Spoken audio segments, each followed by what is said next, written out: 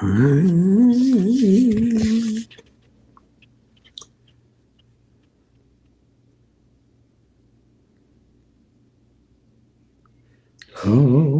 no, Jesse's dreams.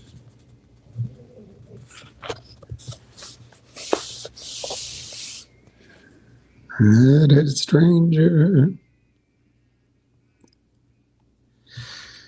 All right, let's see what time. 2:08. I think I said 2:10. So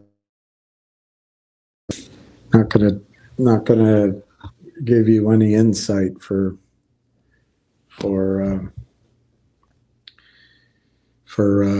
2 minutes,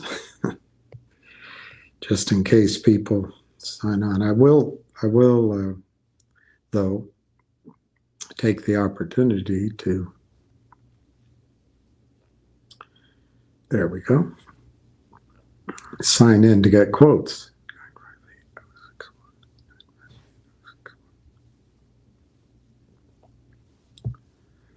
Earlier today, everything was in the red, and we'll see where it is right now.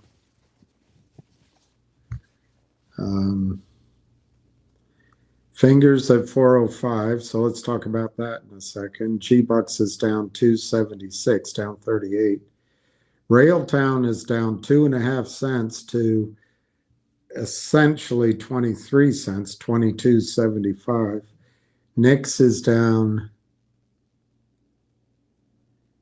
is down 2 cents at 199, and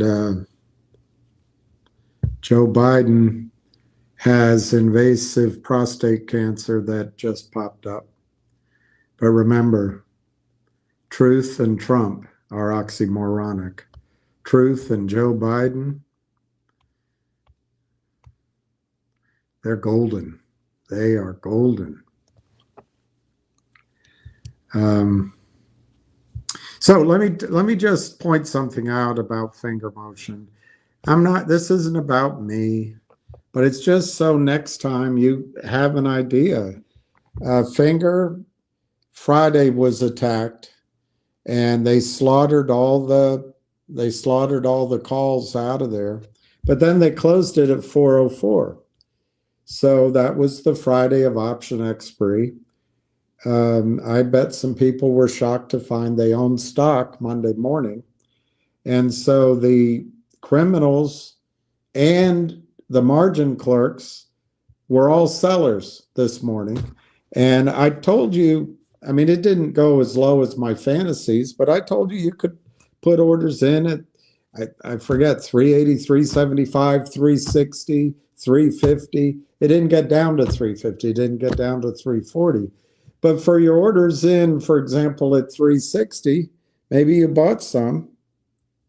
And frankly, if it were me, I'd take the trade. I bought it at 360.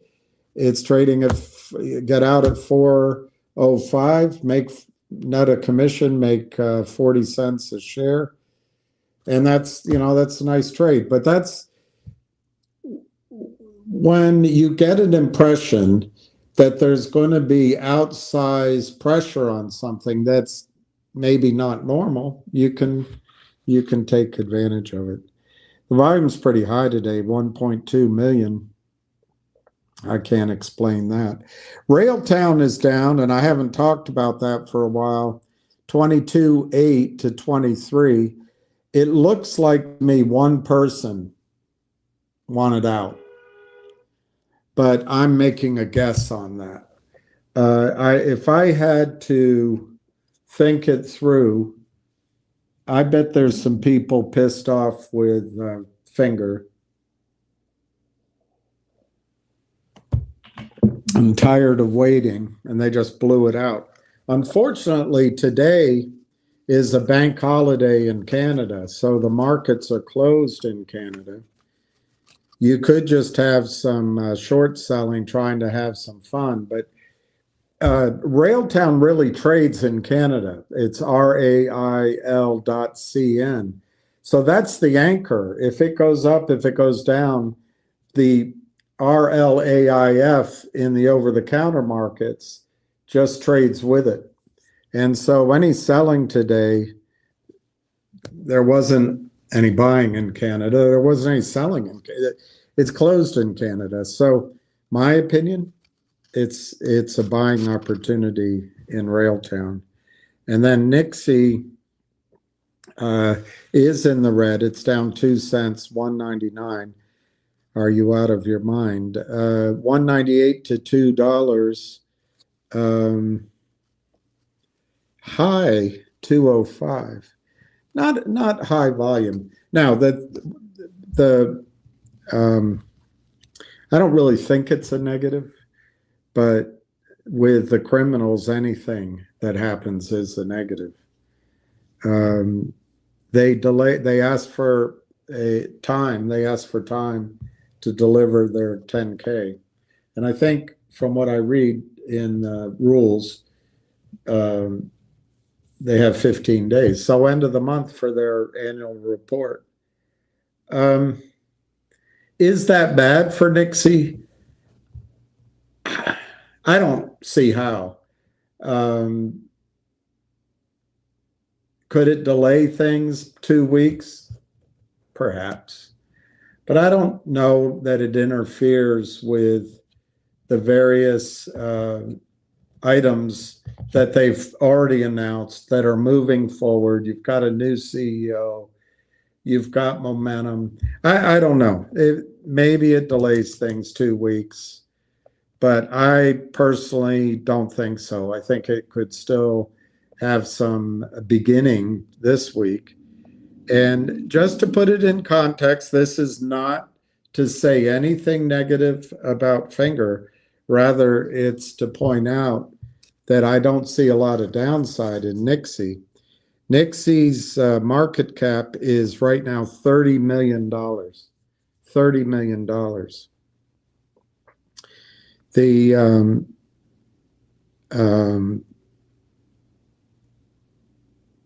market cap of Finger Motion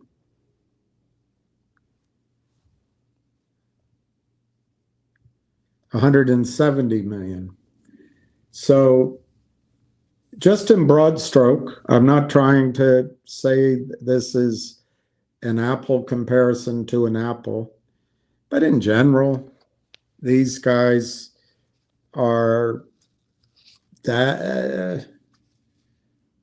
Finger's a data company. I wouldn't say NIXX is necessarily a data company, but they're AI, they're processing information, and we used to call them technology companies.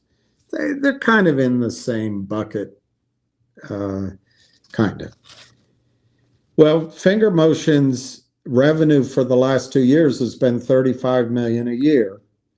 And that revenue, I forget, but I don't think it's more than 10% margin. I think it's 8% or something like that. So it's low margin revenue, and earnings haven't shown explosive growth yet. They haven't shown the addition of the insurance potential, the big data potential, the cloud potential, and even the significant potential of this C2 contract. It's not in there. But on their revenue that's low margin, they're basically trading at, I mean, it's historic, so, but they're basically trading at 5 times their trailing revenue. Well, we don't know yet. Nixie did book. They purchased a company last year called Just Got to Have It. They reported, it's in the press releases.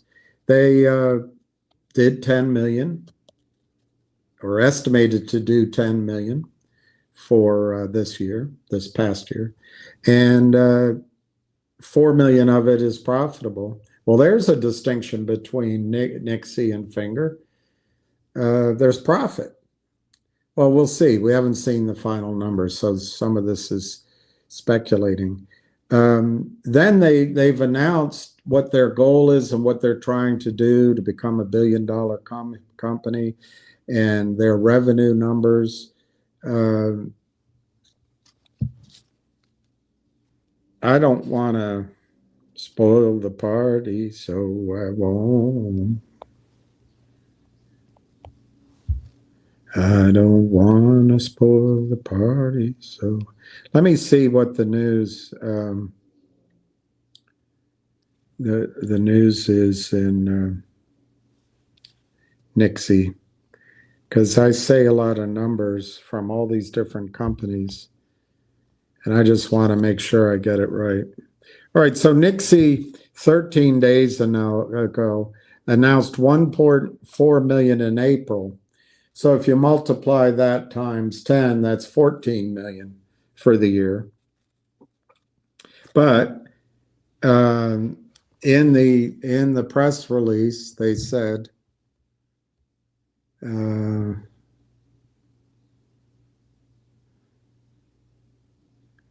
they are expected to contribute meaningful new revenue streams starting in May. In April, they did 1.4 million in gross revenue.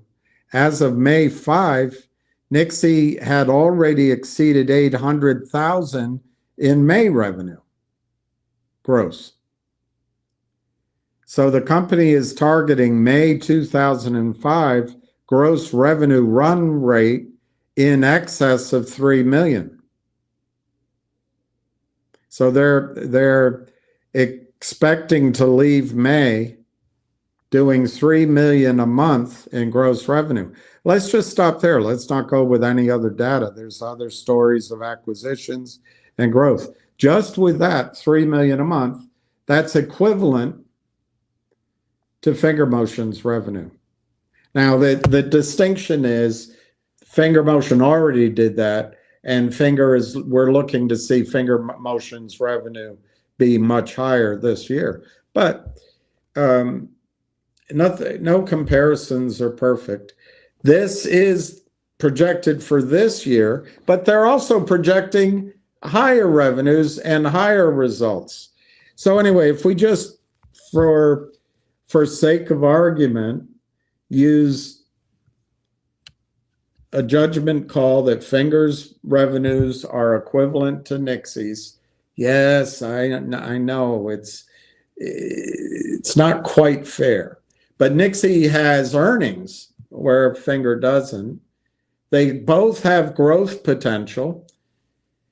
So let's call it a push on the revenue side.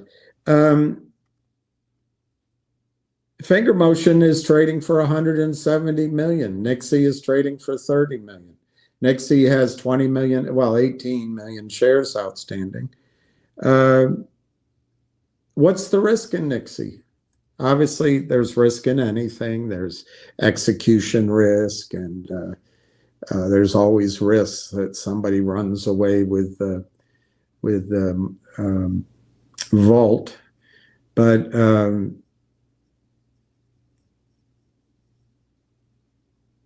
in general, what's the risk of Nixie? Certainly when you compare it to Finger. And I'm not trying to say anything negative about Finger. What I'm trying to say is by buying Nixie, I think there's extraordinarily limited downside. If they do the revenue Finger did the last 2 years, 35 and 35, Finger was trading at 70, 80, 90, over 100 million all day long. So if people get comfortable that Nixie is going to have that kind of revenue with the potential for growth, and remember, Nixie's revenue was something like a 10% margin. Finger Motions is something like 10% or less. So in that sense, it's the same deal. I think Nixie, your worst case is Nixie at some point starts trading at 70, 80, or 90 million in market cap. You're paying 30 million now. So that's my brief summation on Nixie. Is there anything else to say? I do see that Donald Trump is supporting Benjamin Mileskowski, or whatever his last name is, in the continued genocide of an entire people. And I think that's really a black mark on Donald Trump. There, I said it. He's surrounded by Jewish advisors, Jewish son-in-law, Jewish, everything's Jewish. How many people around him are Palestinian? How many Palestinians own real estate in New York, or for that matter, real estate in Florida? How many Palestinians run U.S. banks or U.S. hedge funds?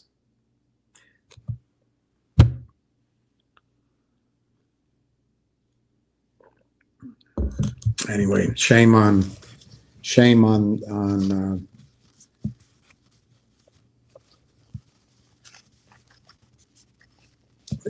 anybody that's supporting.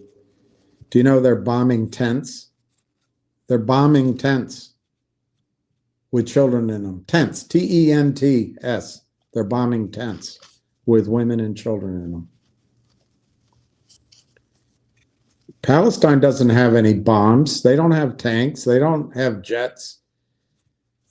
They don't really have missiles. I guess there's help from the various countries like Yemen. But shame on Donald Trump for that. Shame on him. But anyway, he's doing other things well, and let's try to focus on that. Let's pray that, in defense of Donald Trump, my experience in the Middle East is no one cares about the Palestinians. So it's not just, this is a sin caused by the entire world. When you were in history class, and when you went to watch the movie Schindler's List, and if you're like me, read the book, you wondered, how could they do that? Why didn't anyone stand up? Germany was one of the freest, wealthiest, most sophisticated countries in the world. They had freedom of press, freedom of assembly. They had democracy, somewhat. They had bars and can girls and wealth and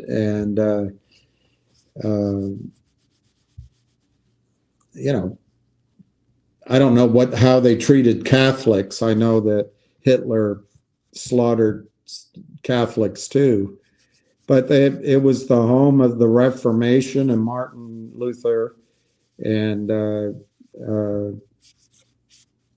it was a modern society. How could they allow Hitler to round up human beings, steal their homes, steal their possessions, split their children up according to health and ability to work, rape them maybe, starve them, discuss them as if they were lower than rats, dehumanize them, and then ultimately exterminate them. He drove them out first, drove the population out. How could it happen? Well, you're seeing it. You're seeing it right now. You're seeing it happen. One of the world's most powerful human beings, a man with tremendous ability to analyze facts, to analyze markets, to read rooms, and I think a man who's quite prescient in his understanding of what's coming or what's already happened, time and time again, proven to be one sharp cookie, but he stands aside for the lying, murderous scum that is Benjamin Netanyahu. And it'll forever be a black mark on Donald Trump if he doesn't do something quickly, and it doesn't look like he will. And it pains me to say it because I voted for Trump 3 times. He's no better, no worse, no better than Joe Biden. No better, no worse than the Democratic Party. No better, no worse than the Bushes. But it's a real shame. It's a real shame.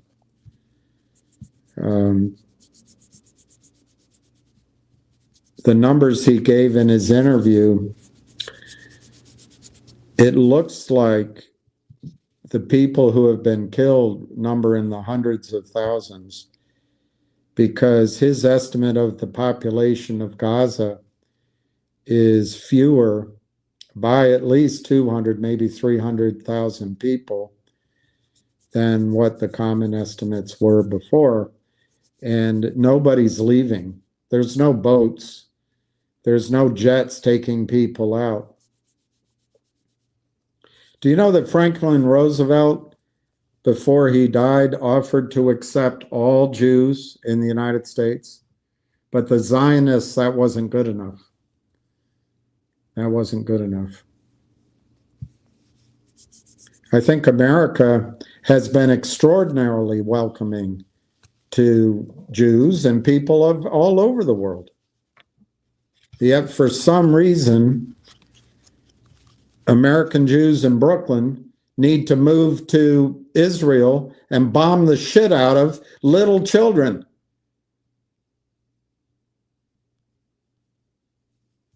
They don't have an iPad. They don't have a little puppy dog. They don't have a mall to go to shop. They don't have air conditioning. Their health's going to be damaged by starvation. And Donald Trump accepts it? Anyway, let's not. I feel like I made my point that I needed to make on that. All right, let's move on. I ordered, a gentleman here suggested that I order a book on junior mining. I just got it. I haven't been able to read it because I literally got it about 30 minutes ago. And it's a big book. It's a textbook. It's 232 pages, and I look forward to it. I bought a book by Jeff Clark, who's an analyst I've followed, and his book is pretty dense as well. And I look forward to reading this. This is Mining for Profits with Gold and Silver Stocks. I really look forward to it. I'm going to share with you what I learned. And then another little book I bought, which is a sidekick book. It says it's a #1 best-selling author. So I didn't see his big book. I'll have to find his big book if it's there. But his name is Mickey D. Look at me, I'm Mickey D. Wasn't that the song? Look at me, I'm Sandra D.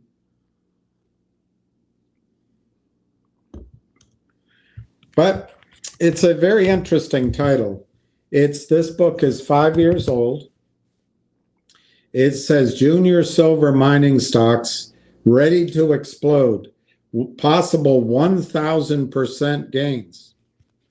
Well, so you look at that and you say to yourself, he was wrong. 5 years have gone by.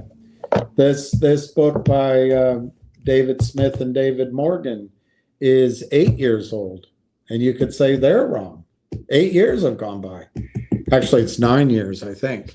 The book by Peter Krauth is 5 years old, and you say, oh gosh, he's wrong. The book by Maloney is, I think it's 4 years old, but his original book is 15 years old. And you say, oh, he's wrong. And then there's one other one here. Well, one by Silber, but you've got Dr. Lieb, you've got Jim Rickards, Adam Barata, and others. I've got other books. You could say they're all wrong. They're all wrong. They've been calling for this move in miners and gold and silver. Well, you know what? They've been right on gold. Gold's now pulled back a little bit, but it's been pressing all-time highs. So they've been right on that. But you ask yourself, are they just wrong? That's one thing. Or has the world gone crazy and we're in this financialization? The last stages of American empire is financialization of everything. Everything. Homes, women's bodies on OnlyFans. Can you imagine what Gloria Steinem would say? I guess she's still alive. They could interview her. Her argument was that men treat women like sex objects. And so when women now can empower themselves, they treat themselves like sex objects. But everything's for sale now. Everything. And it's all wrapped up, collateralized, put in a pool. You know, in 2008, you saw the movie The Big Short. Real estate mortgages were collected in pools, and then they were diced and chopped and broken into tranches, sold to the Germans, and the market collapsed. That same thing is what they do to securities, to your securities. Stocks, I mean. Same thing. They collect them in a pool. They chop them up, dice them, and put them out. Now they haven't created the Merrill Lynch over-the-counter rehypothecation fund, opportunity fund 3 yet. They will. They'll get around to it. They haven't been that bold yet, but they're doing the same thing with your securities that they did with mortgages. Putting them in a pool and then putting them out in tranches. The only difference is they put them out through a stock loan desk, and you all, that's out of you all. Oh, that's when Faulty is trying to pretend he didn't mention the war. Whatever you do, don't mention the war. Anyway, everybody's talking that they counterfeit and that they're committing this fraud, and Wall Street's all fraud. But you got to understand, Bill Clinton, oh, that's right, Bill Clinton and Truth, simpatico, Donald Trump and Truth Social, oxymoron. Remember that. Are we all sheep? We can't accept what's right in front of us? Christopher Hitchens wrote a book, I'd like to read it actually, about Bill Clinton, and he had a complicated title, and I guess he was taking a shower or he overheard someone say it in a different context, and he named his book No One Left to Lie To. But remember, Donald Trump and Truth Social are oxymoronic. Bill Clinton and the Democratic Party and CNN. You can count on that news.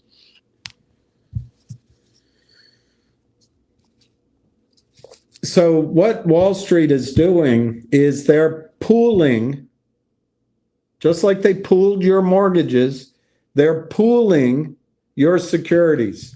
And it's allowed by Bill Clinton.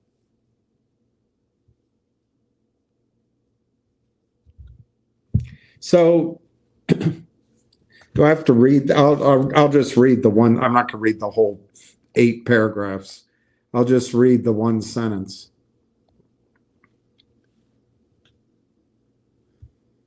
If I can find it quickly.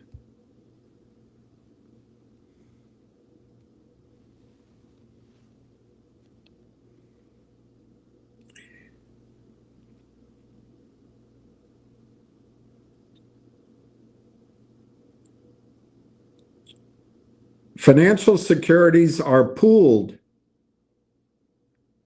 in centralized depositories like the Depository Trust and Clearing Corporation. Through this system, securities are rehypothecated. Any other business, they'd call it outright fraud. But in the securities business, because they own the lawyers who are liars, oh, I've been an attorney for 51 years, and I can't abide what you say about attorneys. Guys, we can continue to live by the rules we learned in grade school, high school, college, and at our first jobs. Or we can recognize what they're doing.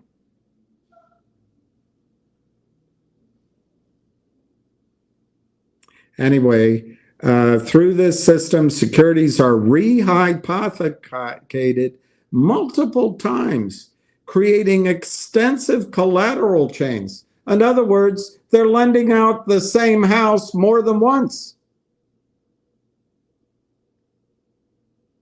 Do you own your house?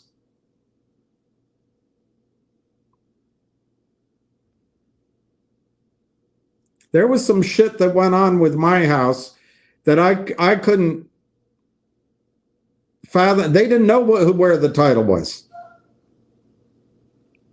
But it just gets washed under. Barack Obama, oh, that's right. Barack Obama and the Democratic Party and CNN and Truth, they match. But Donald Trump's Truth, oxymoronic.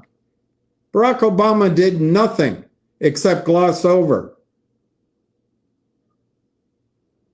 But if we continue to think that our system is George Washington, Thomas Jefferson, Martin Luther King, Frederick Douglass, Geronimo, we're living in la la land. Our system has been completely taken over by the banks and by a certain subset of banks. It's just a fact. It's just a fact. Congress is bought and paid for. The regulators are bought and paid for. The lawyers are dishonest. The attorneys are dishonest, and they're bought and paid for. Not a scrap of integrity at Gibson Dunn. Not a scrap, in my opinion. Of course, my whole videos are nothing but opinion. So, through this system, securities are rehypothecated multiple times, creating a hell of a lot of confusion over who owns that security and who can vote that security. But it's okay. In Goldman Sachs' world, it's okay. In Barack Obama's world, it's okay.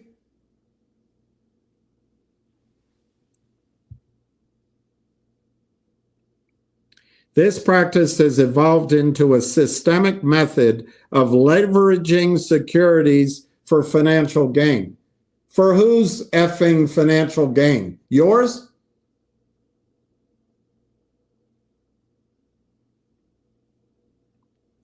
It was legally formalized through the 1994, look it up. I did not have sex with that woman, Miss Lewinsky.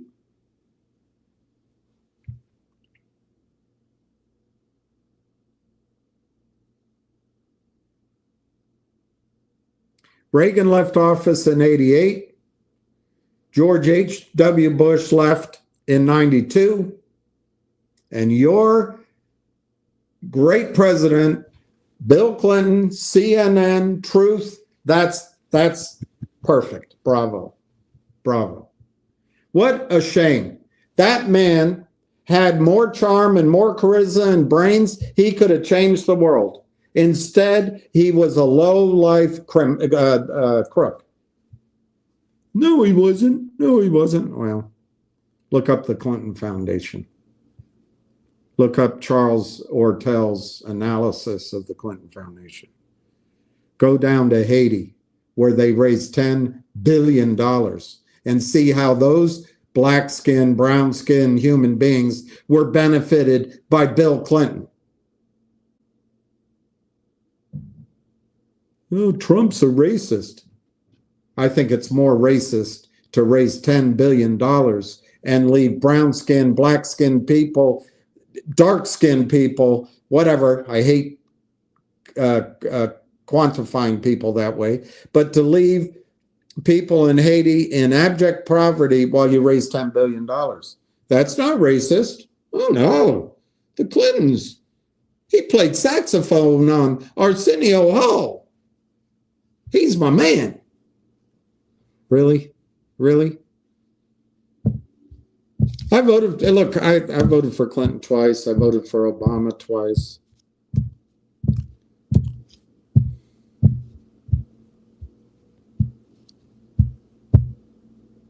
It was legally formalized through the 1994 revision of Article 8 of the Uniform Commercial Code.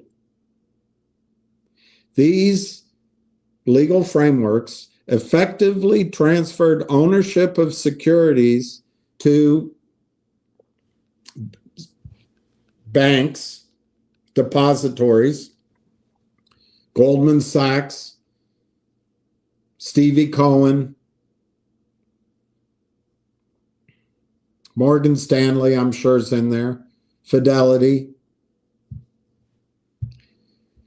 Effectively transferred ownership of the securities to the DTCC is another way of writing it. Stripping investors of direct property rights.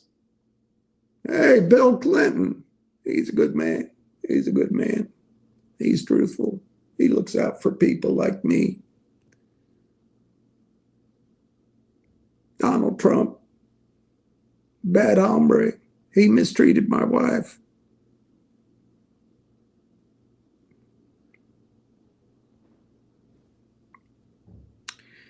This revision introduced the concept of quote unquote securities entitlements.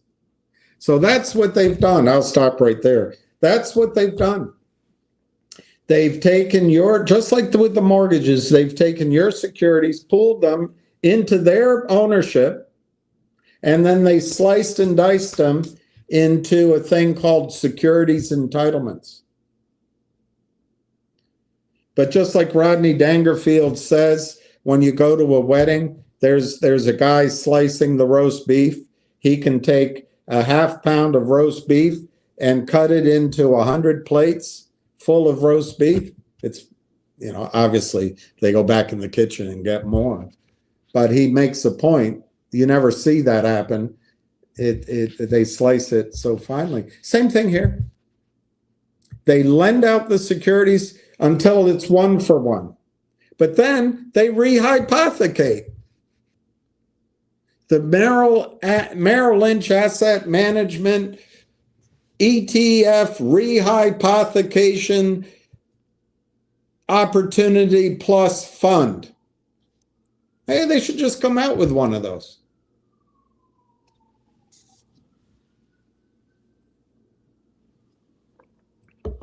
But after they've lent it out one for one, as the guy with the red hair says, Patrick Byrne, Goldman Sachs is just a stock loan desk with the name of an investment bank on top. Why? Because the 100 trillion, it's probably more like 90 trillion, who knows what it is for sure, of U.S. financial assets at the stroke of a pen by Bill Clinton was moved from your ownership to the ownership of the banks. What did you get? You got credit. You got an unsecured call, unsecured call on those assets. Unsecured. Have you ever been in court? Unsecured creditors not where you want to be any more than being equity.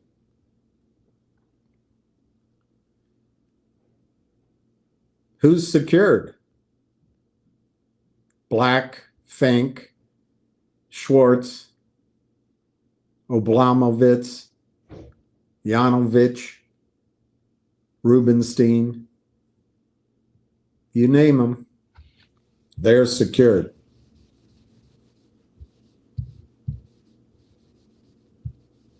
Number one lesson, don't lose money. Trained from very young, don't lose money. So how do you do it? You gamble other people's money, and if you can get Bill Clinton to sign it, you use other people's security as your collateral to get to leverage, to earn fees, to maximize gains, to trade like a cowboy. And you call it finance. You call it finance. It's not finance. It's not finance.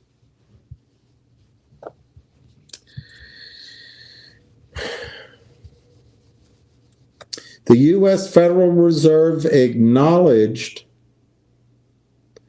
that investors do not have rights attaching to particular securities in the pool. Instead, they hold only a pro rata claim to a collective securities pool, effectively making them unsecured creditors in the event of insolvency. What do you think is going to happen to the market after it goes to the moon? After the S&P gets to 8,500 and the Dow gets to 65,000 and NASDAQ gets to 30,000, Russell goes to 4,000. What do you think is going to happen after that? And by the way, they may not quite make, they might not ascend those summits quite that high. But what do you think is going to happen after that? Do you think these guys who were gambling your assets are going to reduce their leverage? Do you think they're going to, as Bill Clinton and Secretary Rubin and Graham, Senator Graham, Leach, and Bliley under Bill Clinton's signature, let the U.S. markets regulate themselves? Do you think they're going to regulate themselves to reduce risk as the stock markets make highs that no one's ever seen before? And when emotions are running and the competitive juices are flowing, do you think they'll cut back on risk, or do you think they'll maximize it?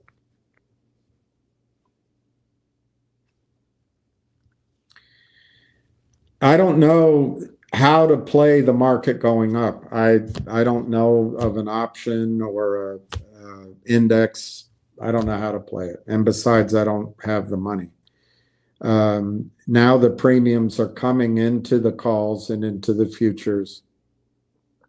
But there was time there about 4 weeks ago. I was telling you the market's going to go back up, but there were no premiums. That would be the time to buy. But I had no idea. SMH, I think, was at 230. I think it's going to 450.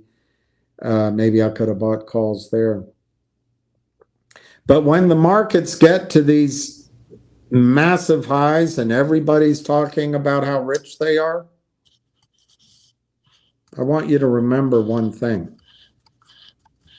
Everything in your account is a pro rata claim to a collective securities pool. Everything that shows on your statement is a pro rata claim to a collective securities pool, effectively making you an unsecured creditor in the event of a market crash and the insolvency of your brokerage firm.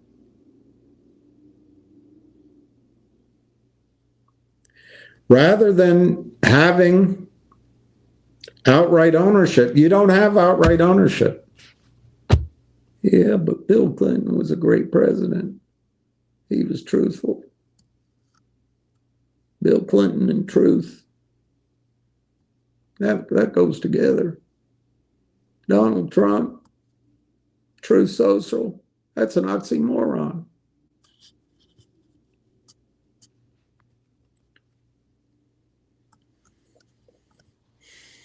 Rather than having outright ownership,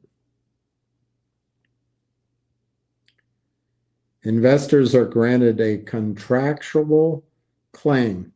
All you have is a contractual claim that allows your Goldman Sachs, your Stevie Cohen, your Jamie Dimon,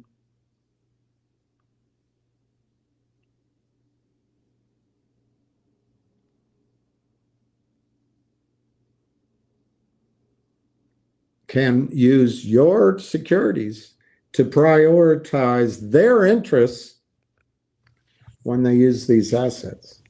So those assets, just like the mortgages, are going to be sold. They're going to be lent out multiple times.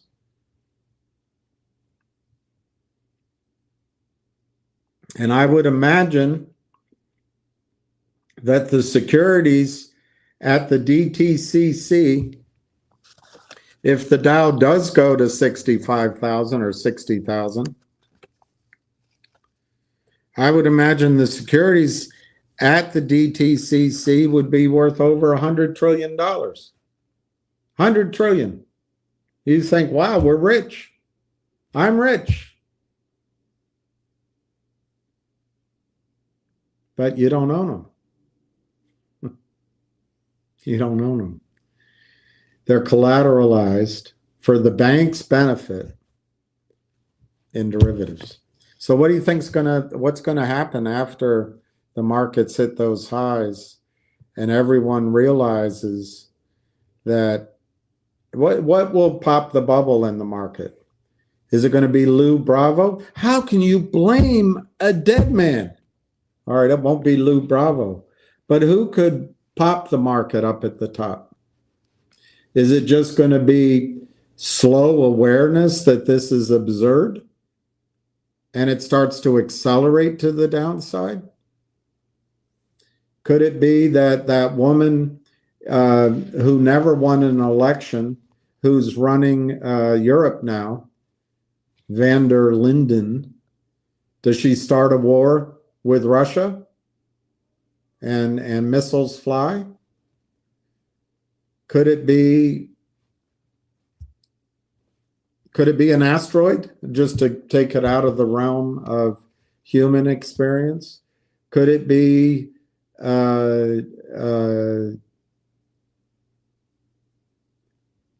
I'll give you one no one thinks of. Could it be some actresses like the Kardashians and Meghan Markle in Mana Sheet Show realize that the Pacific Ocean has been poisoned by the radiation of Fukushima. 400 elephants a day worth of radioactive water pouring into the Pacific Ocean that we know about every single day since March 11th, 2011. And that ocean comes over to California.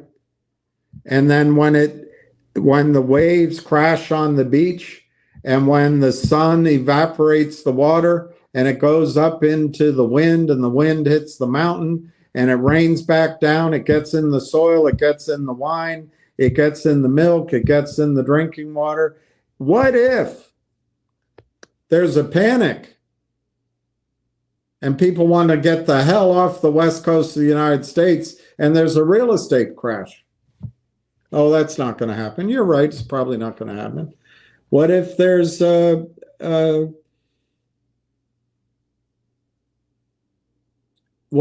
massive default on gold delivery?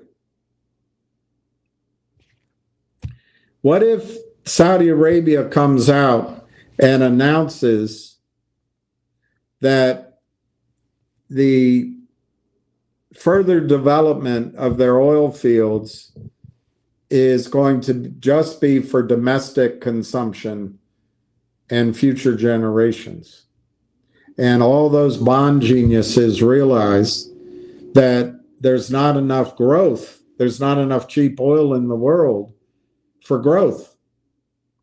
Now they're saying nuclear power is going to replace it. And China is working on building out their energy systems because China realizes that the United States' power in the last 150 years was energy. Energy. That's it. Energy. And a concept. But the women running our world now in the United States, our education, wokeism, they're telling you that we're going to turn off oil and drive around in electric cars in 10 years.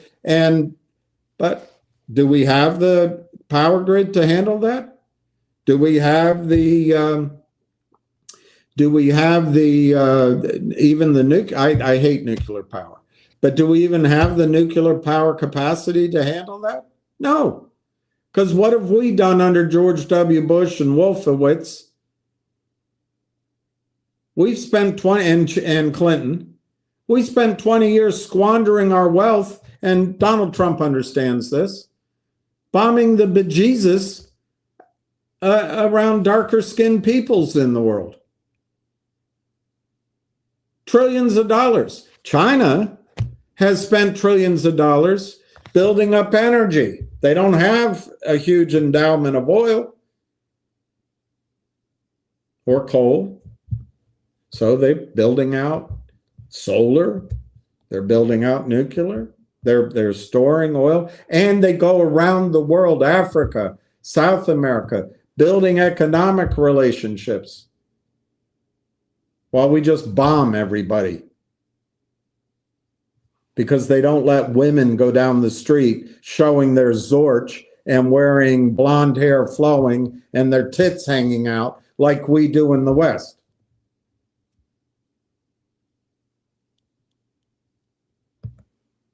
Let's bomb them.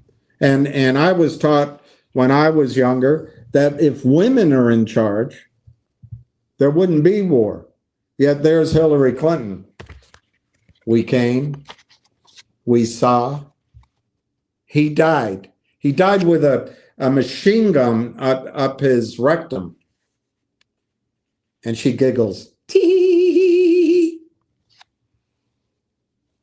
Guys, we have to wake up. We have to wake up. And I can't change society. I can't change what's coming. AOC will be our next president after Trump. They will not let us recover because there's not enough wealth in it for the banks. It's the bottom line. So we've got to go hit that wall. So what can you do? That's the whole thing I've been trying to say. And of course, the boo birds come on here and tell you that I'm a crackpot, and I may be. I certainly feel like it a lot. But the only thing you can do is you can try to become your own central bank. What does that mean? Being your own central bank. It means building your reserves.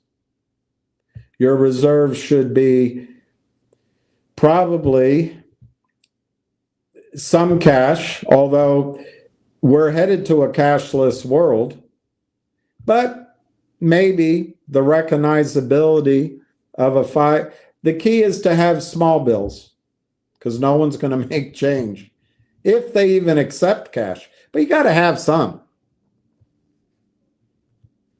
You got to have coins. Coins actually are not Federal Reserve. Coins are the U.S. Mint.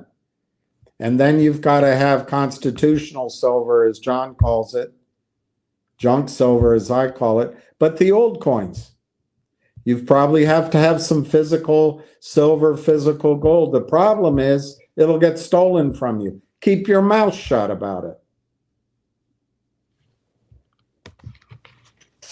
You need skills, not gender studies, doctorate of gender studies, how the patriarchy held down women. I'll tell you what, when the police no longer can afford a tank of gas to drive out 25 miles on a 911 call, women are going to revert to finding strong men to protect them. It was always thus, it will always be thus. And the patriarchy bullshit will go out the window. But if you're not ready, it's going to be panic. It's going to be hell adjusting. It's going to be hell. If I were an author, I'd write a book about it. But the only protection you can have, live where you want to live.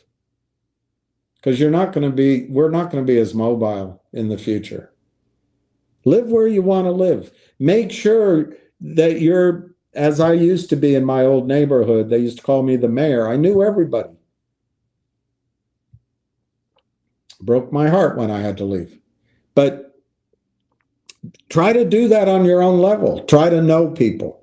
Build bonds with friends.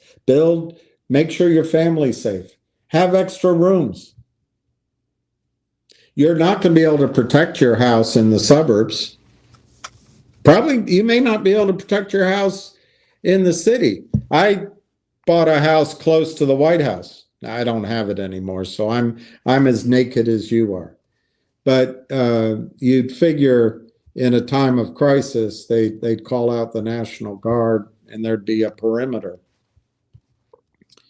But that's how I was thinking 25 years ago. Was I wrong? Probably. But am I going to remain wrong? Maybe not.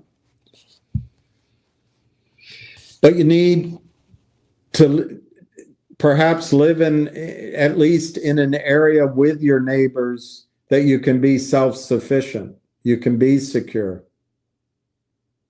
I wouldn't rely on iPads and television. Maybe have books, because who knows what happens. Things to read. But then the core of being your own central bank, building up your wealth, but somehow we have to start treating dollars as what they are. They're a method. They're the chips at the casino. They're what we use to play the game. But wealth will be a place to live, your friends, your spiritual development, whatever it means to you, your education, and your skills. And it'll be your reserves. And your reserves, you can make it up. your own way, but it probably should be heavily weighted to gold and silver. And I think there will be a stock market always. So I think companies that focus on oil and gas, coal, I hate coal, but nuclear, I hate nuclear, but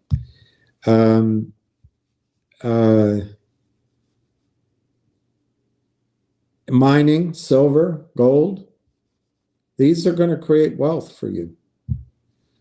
I also would throw out that water, companies that can provide water that is not polluted, or maybe companies that provide filters that filter all that shit out. But these are going to be great sources of independence later on in a 10, 15-year time frame. If you know how to farm, if you know how to run an orchid, if you know how to run a bar, you know how to provide musical entertainment, you know how to run a theater, these are all things that will have value in the future. Not gender studies degrees, not art history degrees, not, for that matter, too many lawyers, and certainly not investment bankers. It's going to be a different world. But it'll be a good world. It'll be a great world. So anyway, Mickey D writes a very short book. It's $310. Let me look at the prices.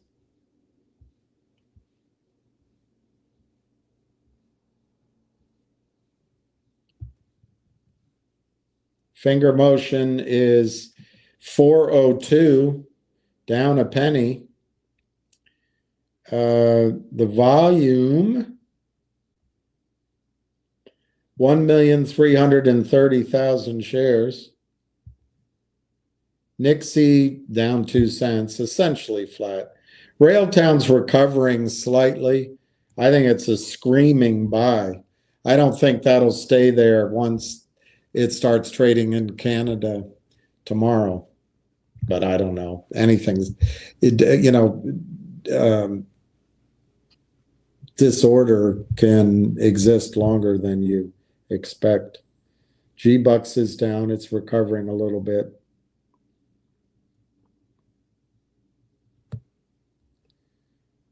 Let's see if Joe Biden is still alive. God, when he goes, truth goes with him. We're stuck with Donald Trump and truth. What an oxymoron.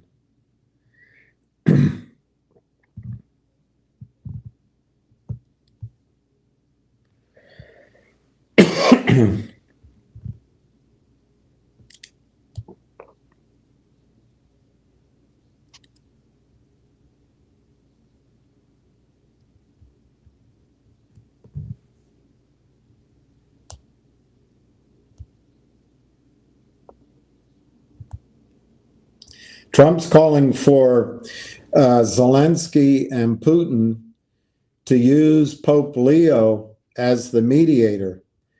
So maybe Trump will start to realize he's wrong about the Palestinians.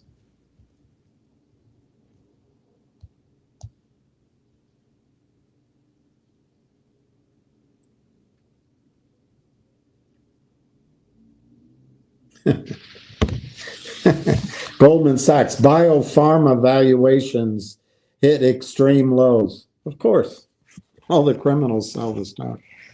All right, so this guy, Mickey D, writes a tiny book about junior silver mining stocks.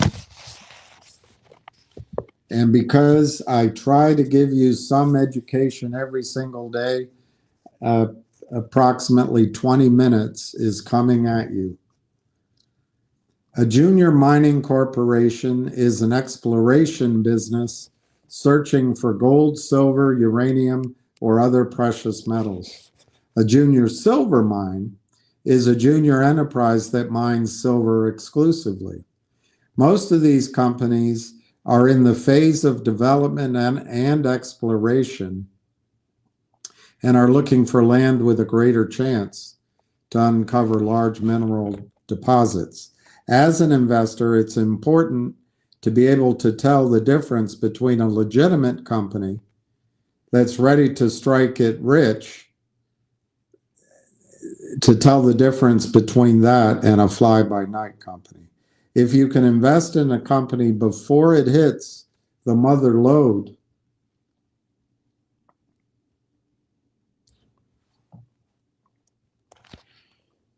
you might be handsomely rewarded for it.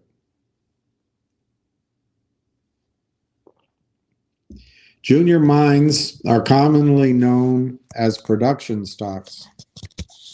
Most junior miners are stores of pennies. Generally, these firms will not offer dividends since they need to recycle profits for the silver to mine. There is a lot of discussion surrounding the criteria which classify a company as a junior silver mine. There's no different definition. Many financial experts see young gold miners not listed in the gold and silver index, XAU, or the Amex Gold Bugs Index, HUI. Those two are fun to trade in Philadelphia. Anything not listed in there, people think are gold and silver mines. Other criteria to determine whether a company is a junior include the resources of its company, its proximity to production. Unlike a full gold mining, this isn't written well. Unlike a full gold mining operation, a junior gold miner usually doesn't have a mine operation of his own. A junior mine is a risk capital company. It relies on risk capital to secure its mining financing. So there's risk. The Toronto Exchange is a center of junior silver miners.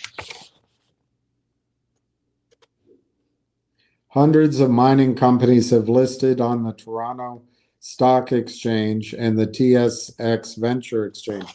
This is true, but you know, that call that Ham had last night, this guy Terry, he's talking about how they just destroy, they're relentless, and it's true, that's true too. The TSXV is your main junior miners link. I think that's right. High risk.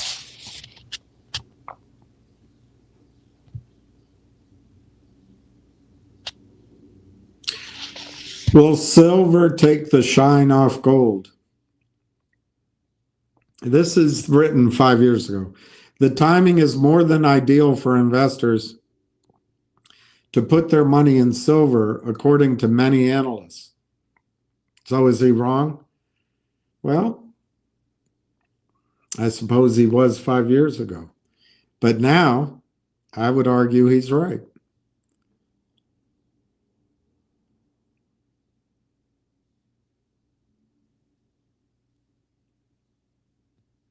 The price of gold has grown more rapidly than silver in the recent years. You could just say in recent months. It gives the Americas, Asian countries, European Union, and others around the world the opportunity to invest their money in precious metals. This guy must not speak English. I'm having to adjust it.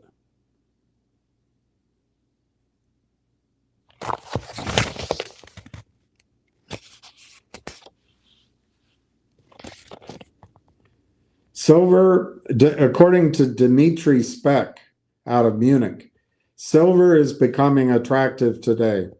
The price of gold already approaches the 2014 resistance. It's long past that. And it means that gold price has no ceiling, technically.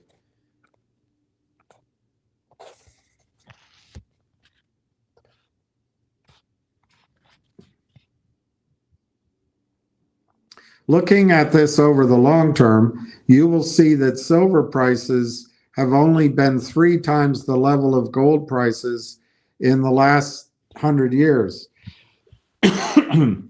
Early 1940, late 1980, and today. It's a bad sentence. In comparison to gold, silver is incredibly inexpensive. There is a very strong probability of silver outperforming gold. I guess what he means by that sentence is there's only been 3 times where silver outperformed gold.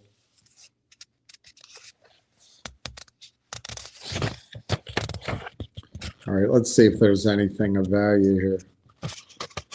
Oh, child. I thought things I thought had so much value.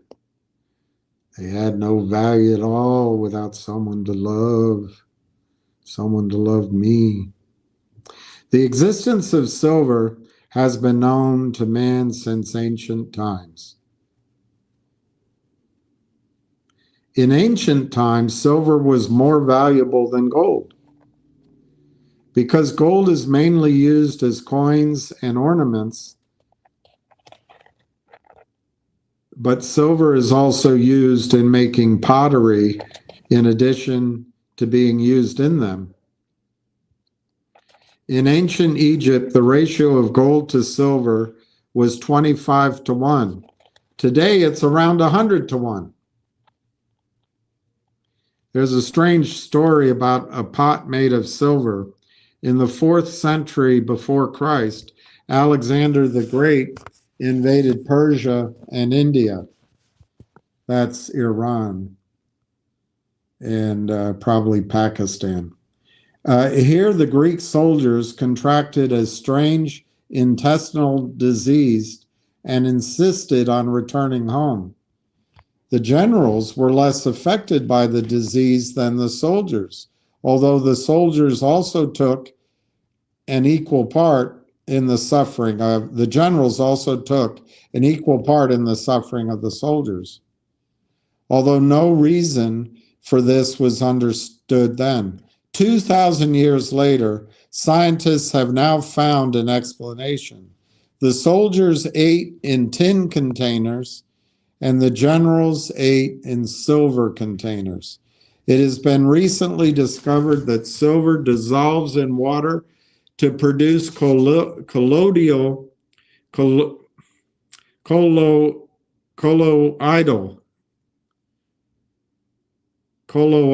solutions which destroy harmful gems. Although the solubility of silver in water is quite low, the solubility is sufficient as a disinfectant. From ancient times, people know how to find silver. This is a translation. The English is, I'm trying to adjust the English. It's not that great. There are plenty of these mines in Spain, Greece, and Germany. Silver mines were discovered in the United States and Mexico after the discovery of America. Silver ore is often found as a mineral in the lead. In ancient times, silver was extracted from this ore. At first, the ore was ground and washed with water and dried. Later, it was melted down by a beagle. I wondered why they didn't use a German shepherd.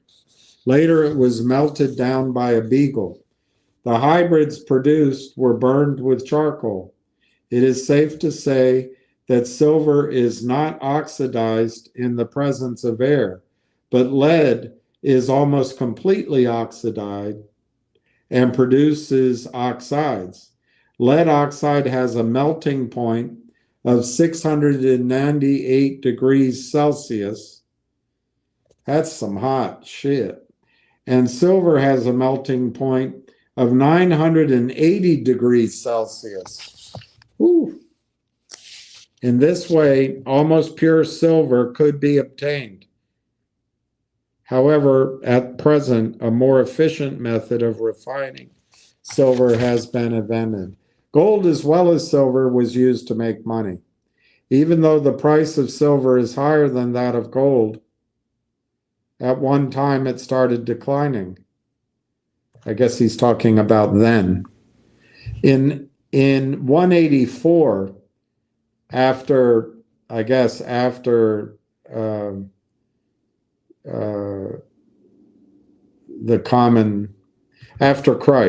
after death, in 184, the price ratio of gold and silver stood at 1 to 15.5. That's what I've told you, 1 to 15.5.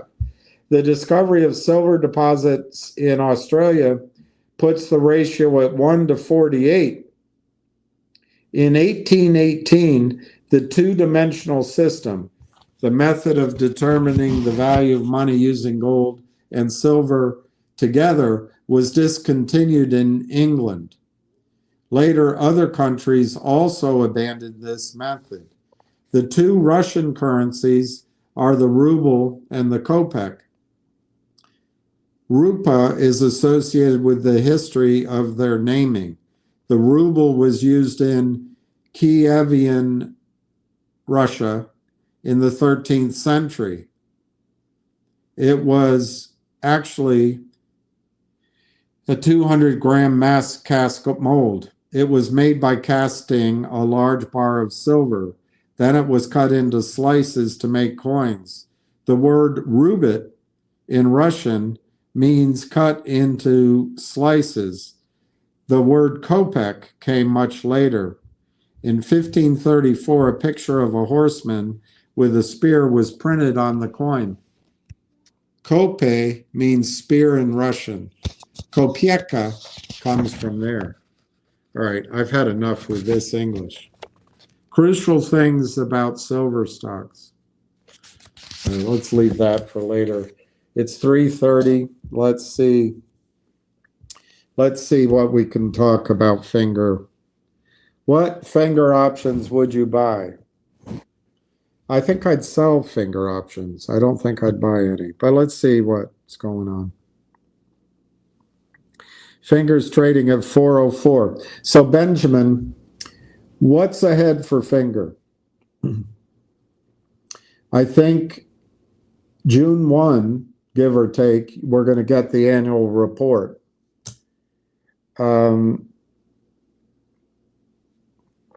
Perhaps shortly thereafter, I don't know, couple weeks, we might get a research report. We may get clarity on their C2 contract. But what's going to make FNGR go up dramatically, I think, would be, there's no assurance of it, would be a contract out of the blue, or a joint venture out of the blue, or a plain vanilla financing which is friendly somehow.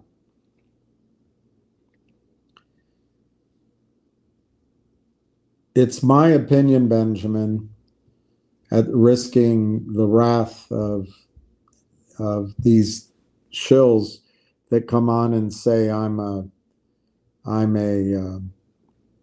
fudster, then they come on the next time and say I'm a pump and dumper.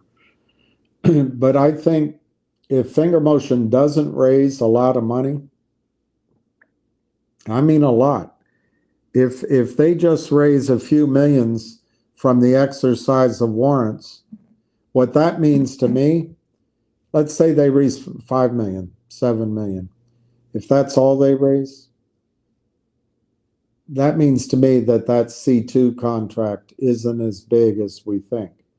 So I think it's crucial for big time success, not crucial to exist, not crucial to survive, but for big time success, I think FNGR needs to raise money. I haven't talked to anybody. In fact, anybody I talk to says I'm plumb out of my mind. But I think for the C2 contract to give its maximum benefit to the share price of FNGR, I think they need to raise some money. So Is it the rumor that everyone's talking about? Or is it Roth Capital and the Toad? Or what? I don't know. But I don't think the exercise of some of the warrants is enough. Let me just tell you why. If they raised $5 million in December, we're now what, 4 months later? So if they raise another $5 million by the exercise of the warrants, and we'll find out, we've got to get the annual report.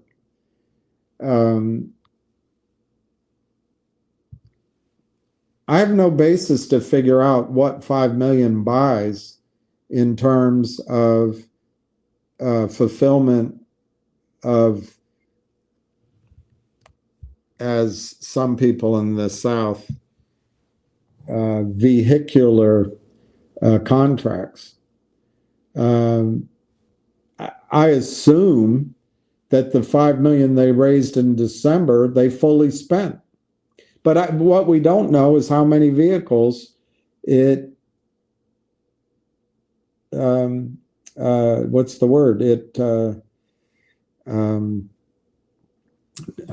built out. There's a different word I wanted.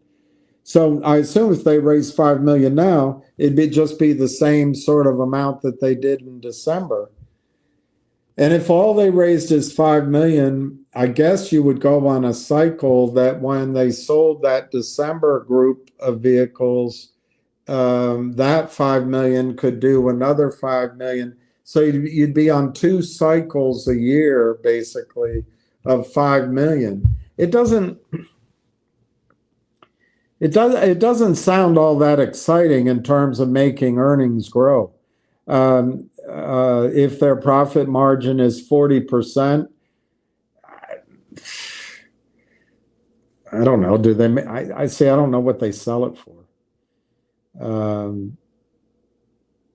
We don't know those numbers. It'll be in the report, but it's a slow way to grow, and I don't think that will make a stock go much higher than a few dollars.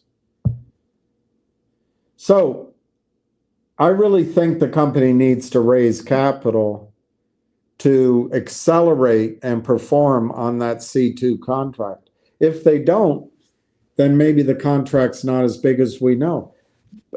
But we don't know. We really need that annual report so that Martin can talk about it more fully. So anyway, you're asking me, will my love grow? I don't know. Oh, I don't know.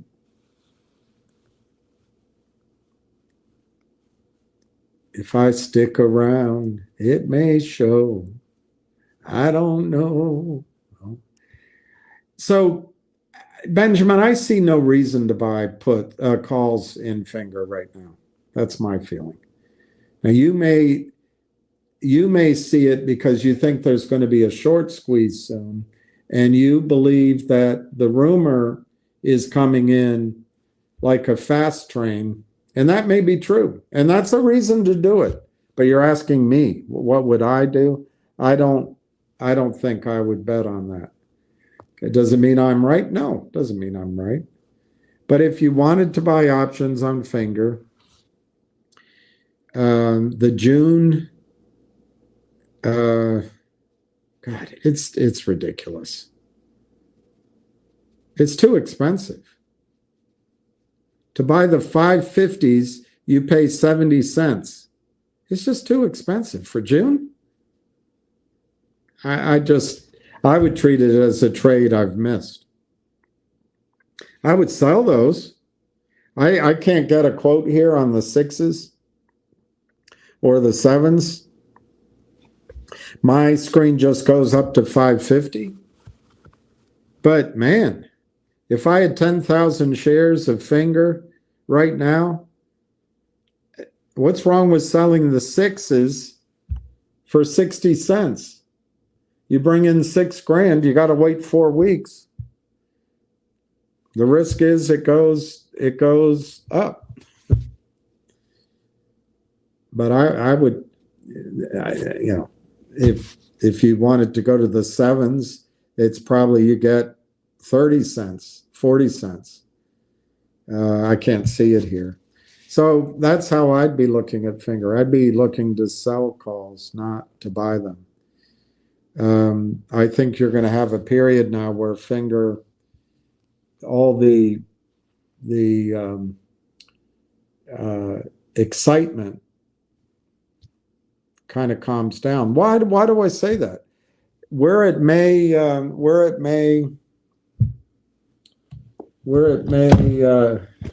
me look.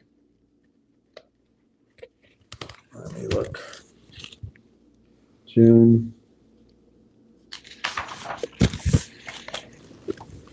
Where it may, it's Victoria Day in Canada. So we're at May 19th. And so we've got to make 1, 2, 3, 4. When do the Junes expire? See, it doesn't say here. This service of mine isn't good. When do they expire?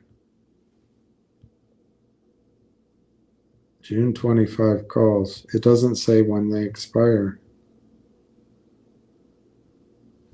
6/20. So they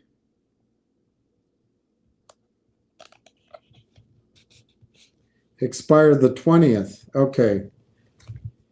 So you would have, if you sold them, you'd have to get through this Friday, next Friday, the following Friday. So you've got to go 5 Fridays. So that's pretty. All right, here's Sam. Saved by the bell. You don't have to listen to me anymore. Hello? Me? No, these guys, they're listening to me. They want to hear you. All right, what do you want to hear? I don't know. They want to hear what calls I would buy. And I was just telling them. Yeah, the calls right now, I looked at them, I posted. The calls are, there's too much premium in them now. The cat's out of the bag that they know they're trapped here, so they expand the calls. So it's not worth it right now. The stock is the play right now. The calls, not yet. You understand? Yeah, they're expensive. I mean, don't get me wrong. At any second, the 350 calls at $1 can go to the moon. Don't get me wrong. But for a value, I don't see the value right now. You understand? I'm surprised. It's what I said. I didn't say it as succinctly, but that's what I said too.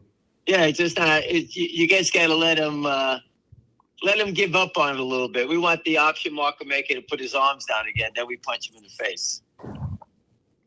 It's not. They're pumping it up by each one of them like 10 to 15% higher for no reason, because they're looking for us to go running into buying them.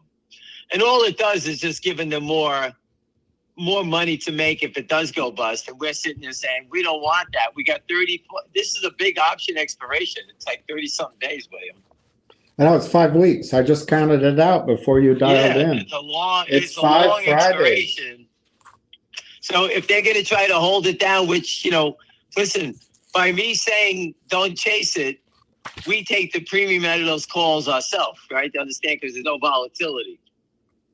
So I'm like, okay, let's let them bring it down, and then we'll pick them off. So that's what we're trying to do. All right, guys, you understand the game plan here? That's what we're trying to do. Don't get me wrong. I love the calls, but I love to pay 20% less. And right now, they're not giving it to me. So that's what I'm waiting on. Yeah. And everybody understand that, right? Yeah. And I was also pointing out that we're getting close to the annual report, which should be a treasure trove of we'll get all the scoop on what's going to come out. Yeah. Right. Yeah. That's exactly right. These guys, listen, the company's going forward.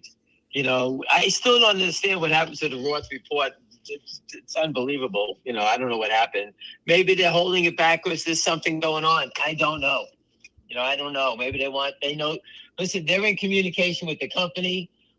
One of my friends who was at the Vegas show, Roth Capital, was with the CEO. they asked the CEO who that was, and they said it was the chairman of Roth Capital. I think his name is Byron something. I can't remember his name. Byron Roth, excuse me. That's his name. Rothenstein. All right. Well, anyway, so these guys are doing something together, and they're probably learning about what's going on.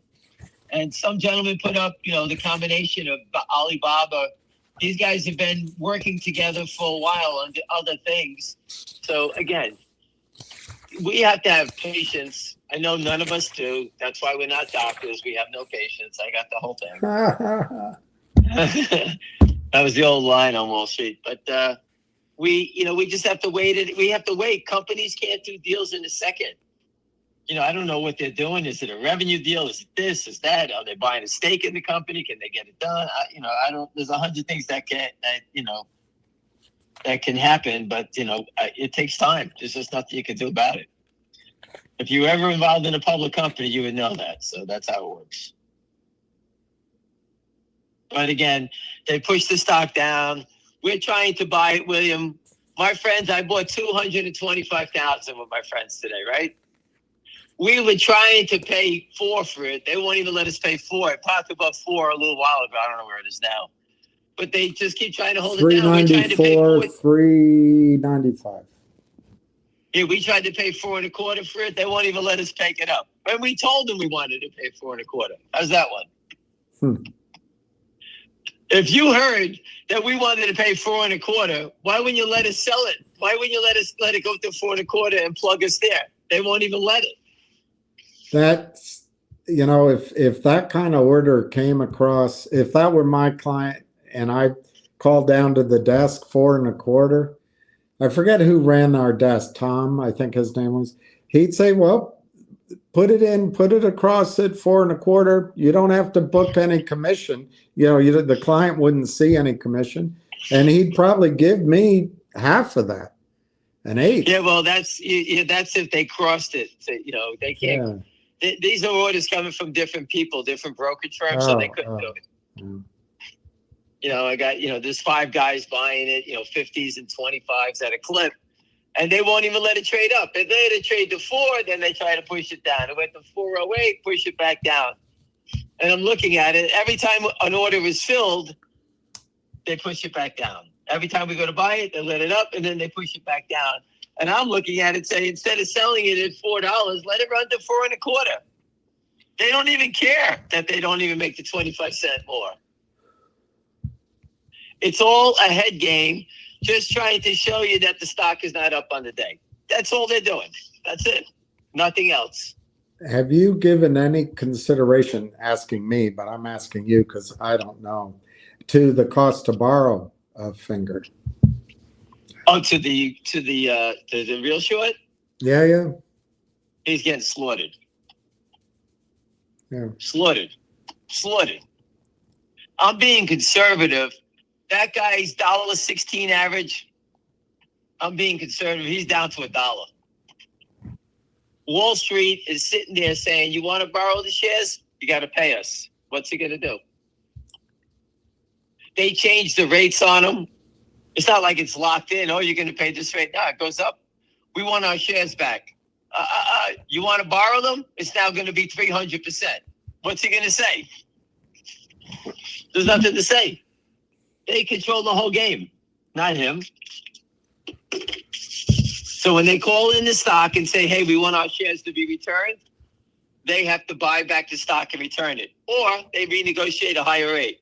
The brokerage firms got them by the balls, and they're saying, hey, this is the rate now. So each day at these rates, this guy's almost losing a penny a share. Every day. So think about it. We've been talking about this for 10 days already. So $1.16, he's got to be down to $1 by now. Right. That means the most he can make is 3.1 million shares times 1. Right. That's the most he can make. The stock is 4. He's down $3. He's down 9 million already. Yeah. And he's paying it. Give it another month. The most he's going to make is 75 cents. Think about that. Give it 3 more months. The most he's going to make is 25 cents. You guys don't understand. This guy is so fucked. It's not even funny. And he can't get out of it. So this guy, I guess, wants to distract us, but maybe this is an educational moment. MULN has doubled today. It's at 32 cents. But what you don't take into account is just the massive reverse splits that happened in that stock. I don't have time to put up a chart, but I don't know. The volume is that possible? The volume today is 500 million shares. But the 52-week range on MULN, we will win. What is it, 85,000 or 200,000? Now listen to the 52-week range on this stock that you want people to get excited about. 0.1458, 14.5 cents is the low. The high, $3,358,000. They've stolen, I'll be conservative. They've stolen at least $5 billion out of that company. Easy. It's just easy. It's just amazing. $5 billion. Just amazing. Right? $5 billion they took from that company. Think about that for a second. $5 billion. What else we got, William? William? I'm here. Okay. No other questions, doesn't seem. I guess a lot of advice for me to ignore, not, tell me how to keep calm. But otherwise, there's not a lot of questions. Yeah, no, listen, look at QNTN. We spoke about that guy, and all of a sudden you're seeing his stock is acting really well. And you can sit there and say, well, how come QNTN is going? I don't know how big the short is in QNTN at all. But again, they go when they go. Why is that going and ours not going? I believe finger motion is 10 times bigger and a short squeeze than that stock. That is why we have a massive position, and that's why these guys are fighting. In that stock, it looks like someone's trying to cover. What's the symbol? QNTM. I spoke with the CEO. Yeah, I know. That was yesterday. Yeah. He's a nice guy, really nice guy. Wes Christian is helping him with the lawsuit. So he's got money behind him financing in the lawsuit. It's a biopharma. Yeah, really nice guy. Goldman just came out with a blanket statement that this industry is cheap. 1227. It's it's a lot of volume. They probably didn't expect you to have a call on it, and Kristen. Well, listen, I don't own the stock, and people are like, oh, one guy told me he wanted to bash his. Oh, now it's this one. I says, no, I don't own it. I told you that. You can talk about other stocks. There's a lot of stocks in the world. What can I just say hello about it? But I'm not allowed to. Give me a break. Listen, finger motion, it acts like we have someone so dead it ain't funny. If a company can rally up like a QNTM, okay, that is a short trying to cover. That's not longs buying into a sector that's acting positive. Finger motion just had tremendous news. It's $4 and they're trying to push it down. QNTM's in a positive sector. They're going to let it run up $2. That's a short trying to cover. I told you, longs will sell when the stocks go up. Longs will buy when they push the stock down.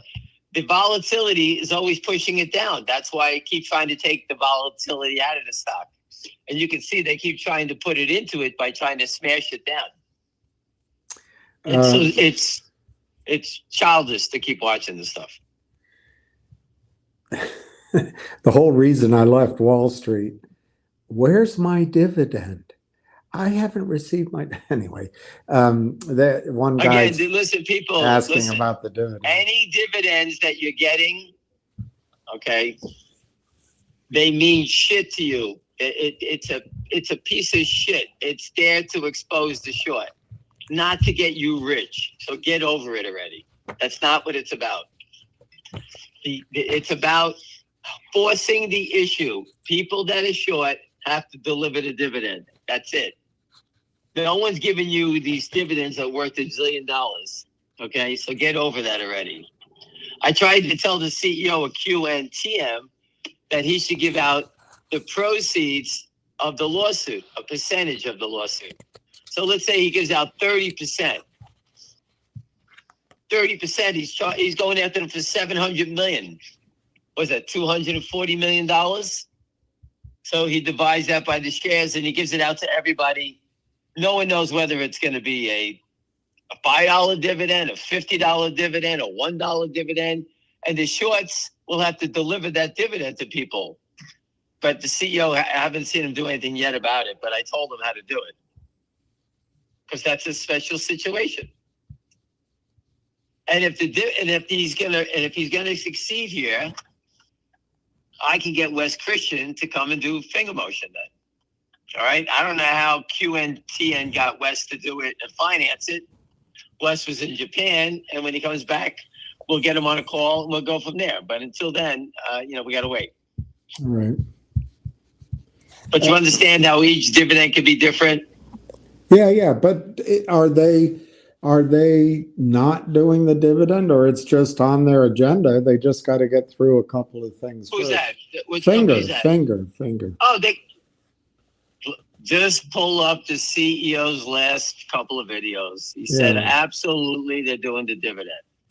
Well, someone on a call the other night, one of the space calls said that they're not. And anyway, there's confusion. That's why the question's being asked. 100%. The big holders told me 100%. The CEO said he's doing it. He was at the conference. 100%. They're all doing it.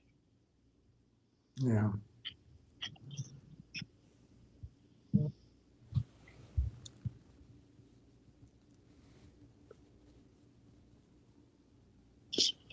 Yeah. I just got a text from Uber asking me if I'm ready to leave. I'm like, what? Tell them yes. Where are we going? I don't know where we're going, but I'll take the ride.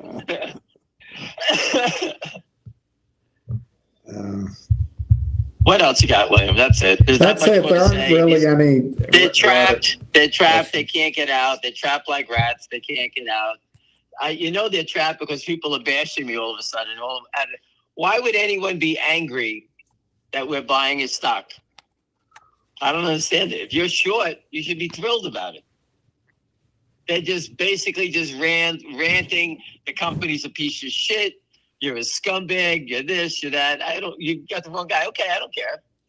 But when I get to the DOJ, we're going to demand them to find out how many shares are short in the stock.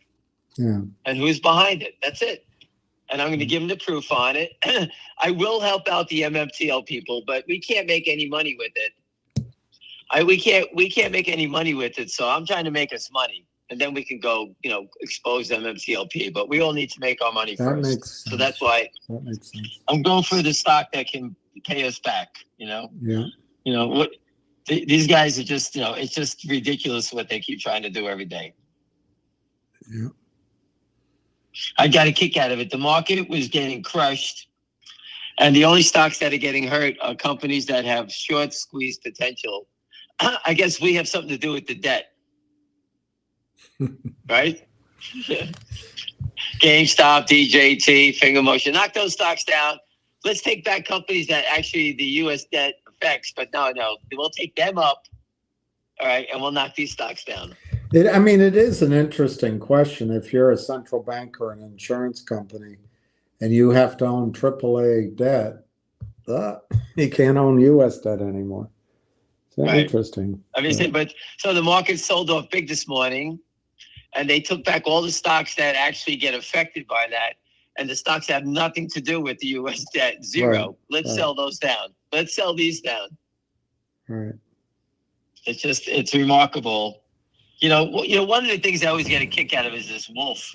It's directly related to Bitcoin. It's $106,000 now, Bitcoin, and the stock is up 10 cents. That got destroyed by Rothstein or whatever that. Yeah, no, I'm not saying that. Yeah, I'm just saying that. It just, when we got it in, it was $1. Ari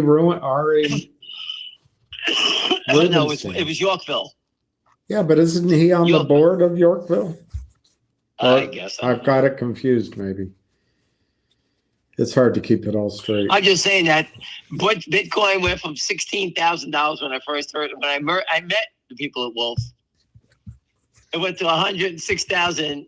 The stock went to 9, got beat up back down again. It's at $3.99. It's like, why would you even buy it? That whatever happens in Bitcoin, that nothing affects anything. That all they do is produce Bitcoins. Right.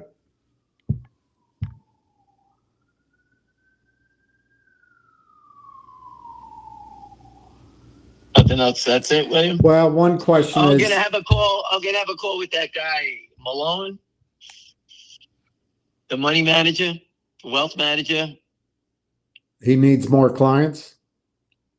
I don't know, but supposedly he's got a big following, and someone reached out to me, and we're going to try to set it up for tomorrow. Let's pick his brain, see what he's got going on, right? He needs some clients. We got the wrong crowd. Our crowd is basically all our wealth is in one stock. What has anyone sold any finger? I haven't heard one. I haven't heard boo. Yeah. Zero. Yeah. That's this guy's zero. That's this guy's Zero. point that probably no one's selling. No one is selling anything. It's just pure manipulation. A good friend of mine has given me 6 top guys to speak to. I spoke to 3 and they're buyers. I got the other 3 I have to call up. It takes 45 minutes on each call to go through all this stuff. So it takes, half a day to get through this stuff. But I thank the shorts for keeping in the same spot, because if the stock went from 4 to 6 and I started telling the story, no one would buy it. But since they were nice enough to keep giving it to us slower, people buy it. Yeah. Yeah. Yeah. All right, listen, I'm going to go get a chocolate shake. I'm going to enjoy the rest of my afternoon, and I'll speak to you tonight, William. When you get a chance, give me a call back. All right. Talk to you later. All right, everybody. Have a good day. All right.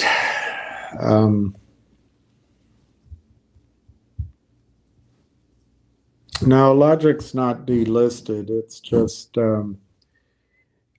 I think it's abandoned by Brent, and I'm not going to get into I own a lot of it, unfortunately, but I think, I don't think Brent's who signed up Aubrey Advisors. I think somebody else did that, but I don't know how, because he was CEO. But anyway, I think Aubrey Advisors and Chadron Financial set up a sting operation. And if I were a CEO, I would never do business with either firm. Their biggest investor is a group called Polar, and I think they shorted Data Logic, which they held it.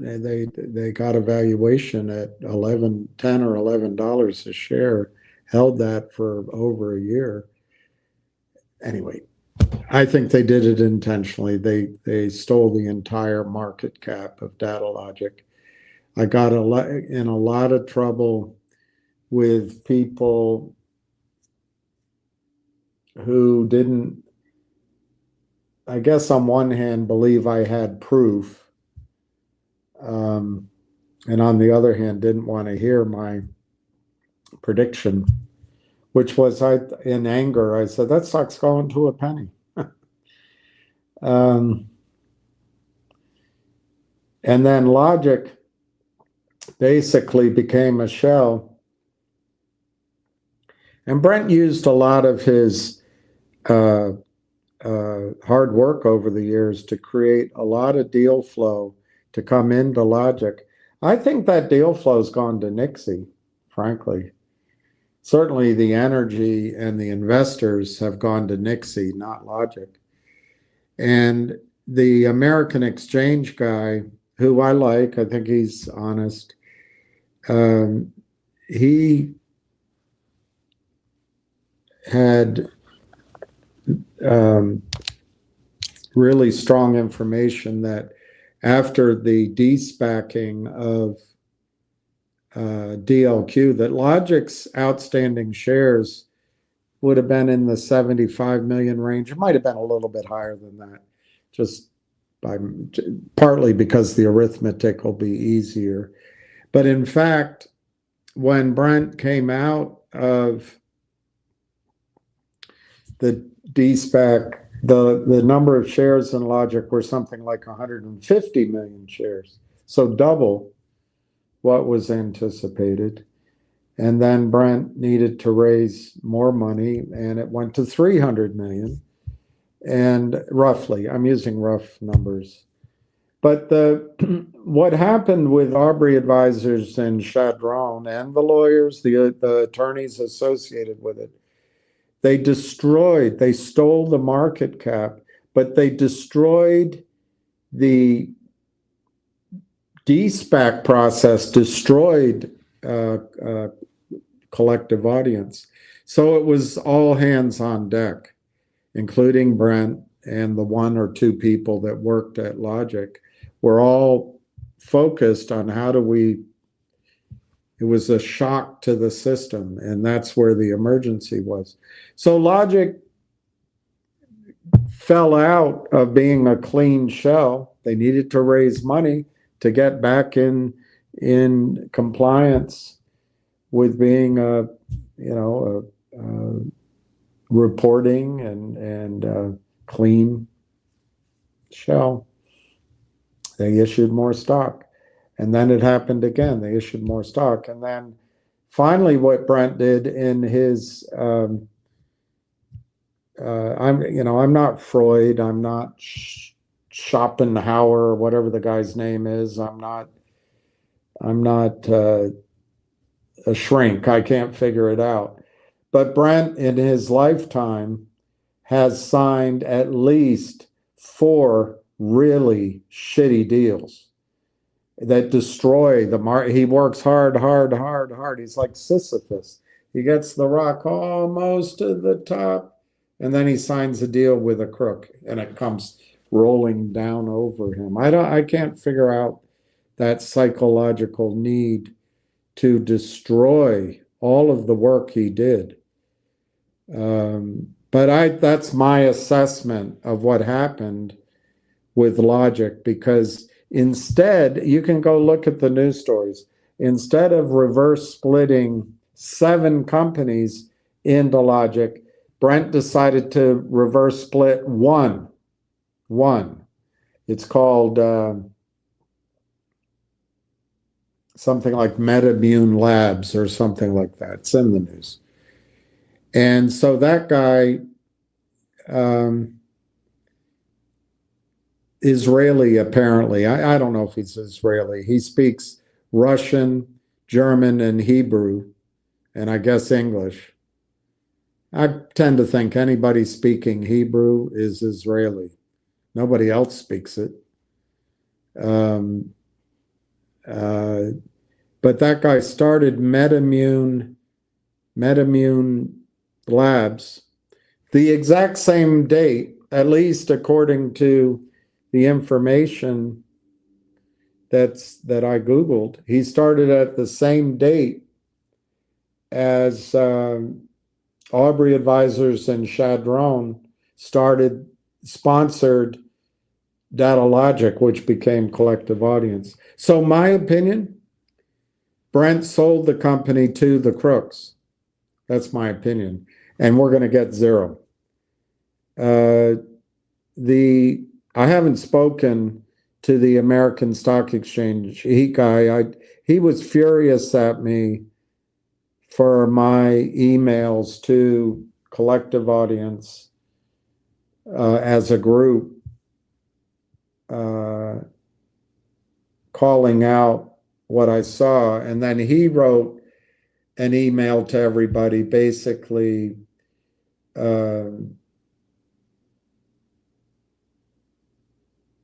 anyway, I don't want to get all into it, but it was sort of a tattletale, throw everything at it, and destroy my credibility. And it was really not,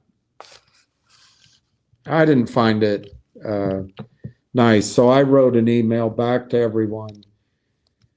To him, I copied everyone, and I said, I'm really trying to control myself and keep myself from telling you to FUCK off or something like that. So I wasn't very mature either, but I thought he was way out of line, and then I got kicked out of the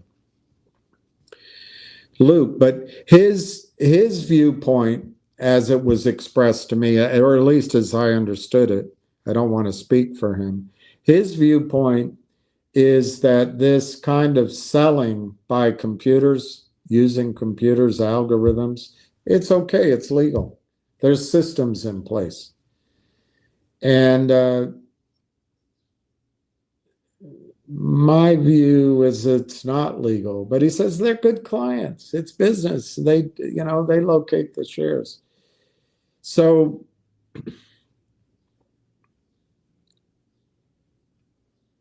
whilst I don't agree with him, you have to appreciate that he was senior at the American Stock Exchange. And he, as much as anyone else, would know what the SEC looks for, what the exchanges accept. And, I would say this. My interpretation of what was going on was highly predictive, accurately predictive. His was worthless. His predictive skills, he thought it was going to go up, get back to 12, go to 20. It was worthless. But I think where I've been wrong all this time is believing that the regulators care. They don't care. And they do see it the way he sees it. They're good clients. They're not doing anything wrong. Yeah, so they sell something they don't own, but they deliver later. It's the regulatory indifference that allows this to go on. And I think we have to learn to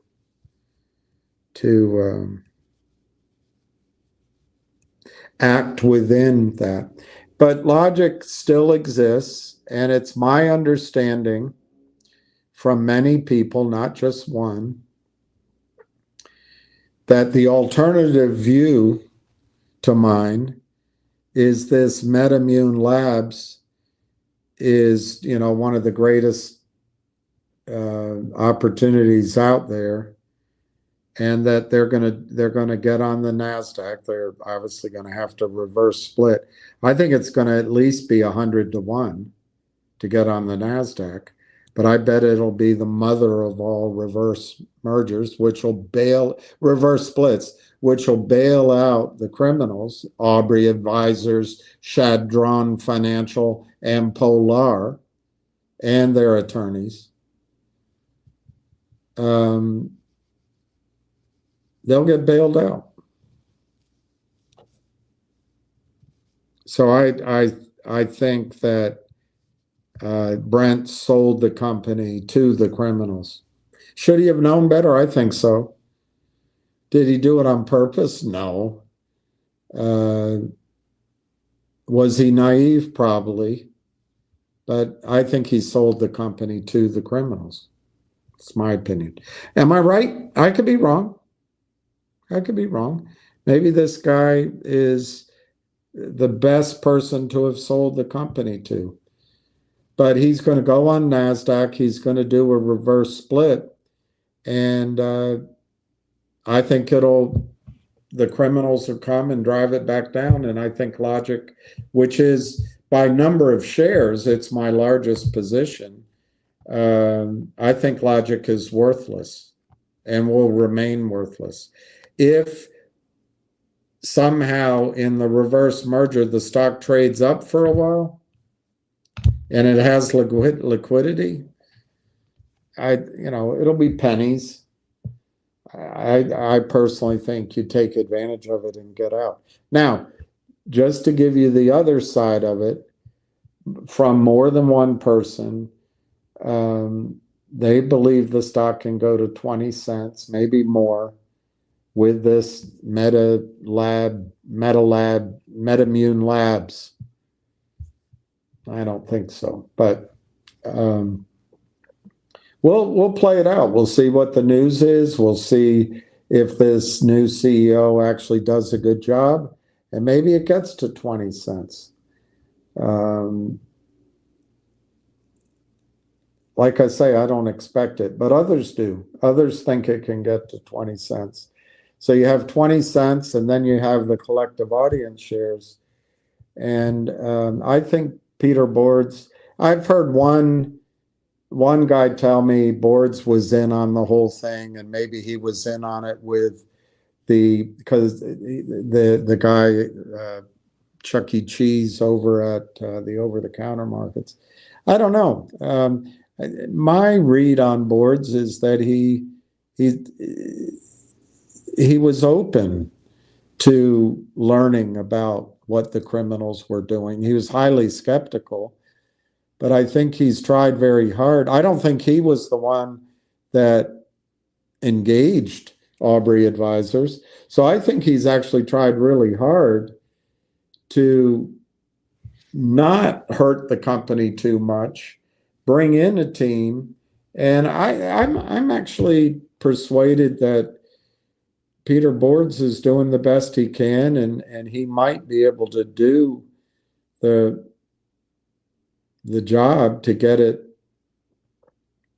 out of the ditch. Anyway, people that are positive on collective audience thinks it can get to $2 pretty quickly. So if that's true, that whole investment in Logic could have a bright ending over I don't know how long. But I'm Wall Street. I don't want to encourage you to think. My opinion is Aubrey Advisors and Chadron and Polar set out to steal the entire market cap of the company, and they were successful in doing so. I hate to call it that way, but that's what I see. Oh, you only got 1,000? All right. All right. Well, I have a lot more than that.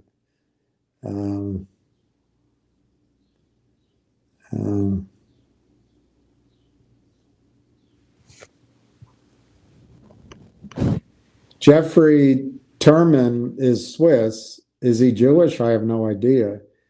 If that's your point, I don't know if Terman is Jewish or not, but I don't take comfort in that he's Swiss.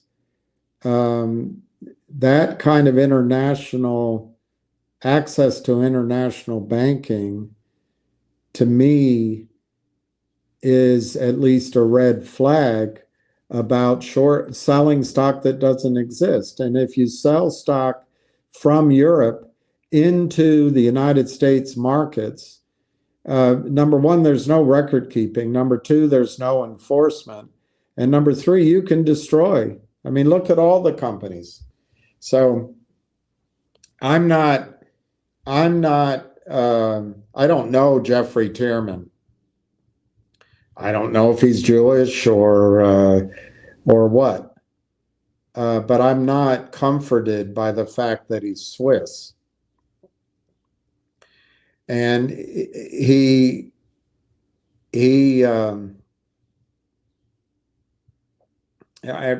think I saw the picture of him. Let me just tell you, Mark, his firm was slow in answering questions to the SEC. Logic was a rapid fire. They did everything, but his firm was slow. I think he did it on purpose, because by his tardiness, the company ran out of money. Both companies, Logic and Collective Audience. And so the cost of getting the deal done went up. And these two companies didn't have any cash. So what did Jeffrey Tierman do? He raised $5 million, his company did, for the lawyers and for the financial advisors. He gave $2.5 million to the lawyers, $2.5 million to his buddies, the financial advisors. And he didn't raise anything for Logic, and he didn't raise anything for Collective Audience. This is a guy who runs a $100 billion company or more. I think it's Chadron that's done hundreds of SPAC sponsorships, but so's Aubrey. They've got huge team, smiling faces, great guys. They do this. They confidence. They didn't know they needed to raise some money for Logic, and instead they could have raised $7 million instead of $5 million, and given Logic enough money to fulfill their job, and given Collective Audience enough money to get their feet off the ground. They also, Jeffrey Tierman, could have made a phone call or had his attorneys make a phone call into FINRA and said, hey, we just want to alert you that overnight we're absorbing this company, and then we're floating it over for a period of about 12 hours. There's not going to be enough shareholders, but as soon as it's finalized, within 24 hours, we got more than enough shareholders. He didn't make that phone call. So when Collective Audience opened at $42, somebody, who do you think it was, called into FINRA or NASDAQ, I forget who, and said, hey, they don't have enough shareholders. So NASDAQ said, trading is halted. So the stock, which could have squeezed, didn't. I can't believe you're blaming a dead man. I'm not blaming a dead man. I'm saying that's what happened. And then the stock opened at 12 and on its way to $1 and $2. That's your Jeffrey Tierman. That's your Jeffrey Tierman. I think he's a crook. That's my opinion. And now he owns 93% of Collective Audience. That means he crammed the rest of us down. He's a crook. He wanted the asset. He doesn't want us to benefit. But he'll picture it all that he's rescuing it. And he's probably buddies with Peter Boards. So they'll get the benefit. That's criminal, in my opinion. Is he Jewish? I have no idea. He's Swiss. So he's international. He doesn't give a crap about the United States or the United States taxpayer or United States securities laws. How can I go in, make money, and enrich myself, get richer and richer and richer? I think Jeffrey Tierman is a scumbag. I've never met him. Never met him. He might be the greatest guy in the world. I have no desire to hang out with him. Hey, Jamal, Fintel just took down short numbers. I didn't see it. I don't know how to find it. Moody just downgraded the big banks because their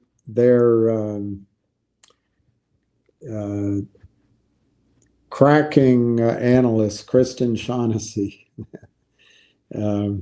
called it. That's great. She's great. After watching the Patel Bongiorno interview. Well, I'm not a big fan of cash me outside Patel.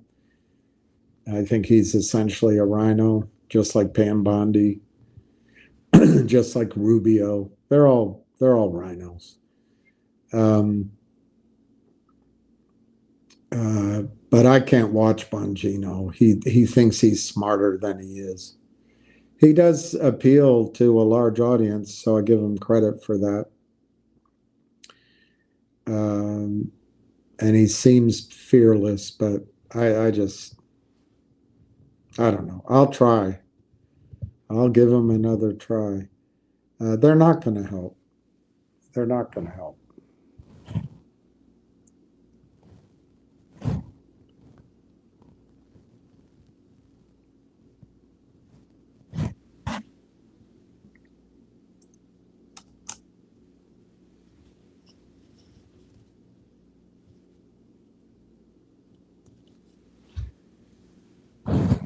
Look, I saw one guy up here said Bill Clinton was our president 25 years ago. You know, lay off, it's all the other presidents. This shows that these people would rather be bent over, Vaselined, and FUCK'd forcefully than be impolite. Well, then they shouldn't try to prepare themselves for what's coming. They should just go along with it.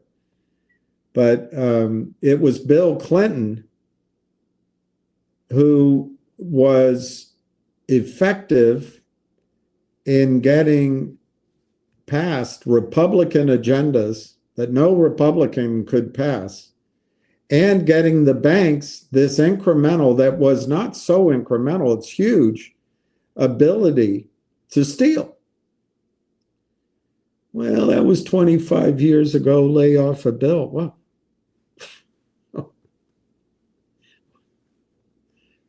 why does it matter that it was 25 years ago? Nobody's fixed it.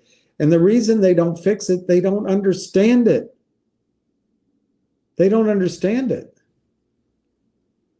They think it's just normal. The markets are fine. 401ks are up. Apple's doing great.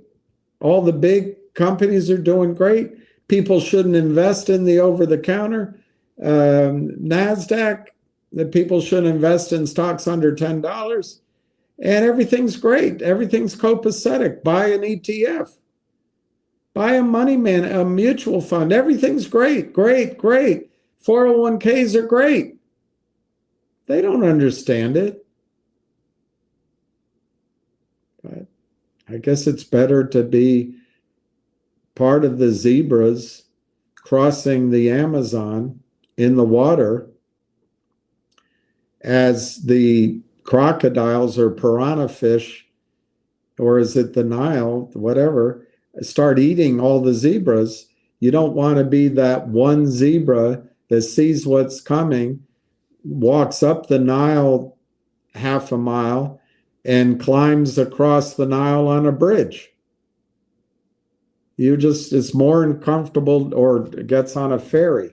It's more comfortable just to be in the pack, because at least you're not saying something outrageous. And Bill Clinton was 25 years ago.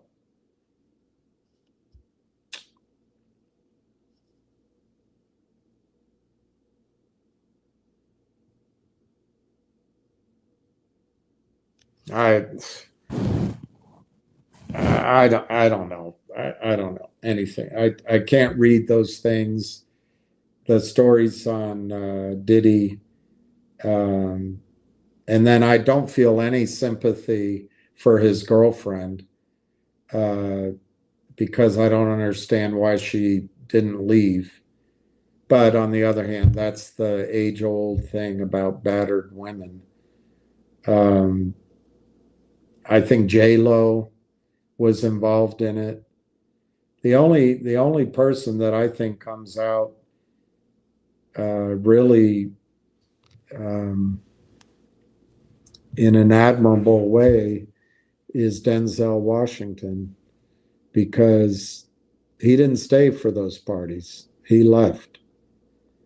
And there's one other rapper, is it 50 Cent? I don't know. There's another rapper that also comes across as a man with integrity. But whether it's baby oil or Vaseline or whatever, the whole thing is disgusting. But, you know, people put their phones in the bags. People did the drugs and they go in. I don't know. I don't know how to assess who's responsible. People flew down to Epstein Island for underage girls.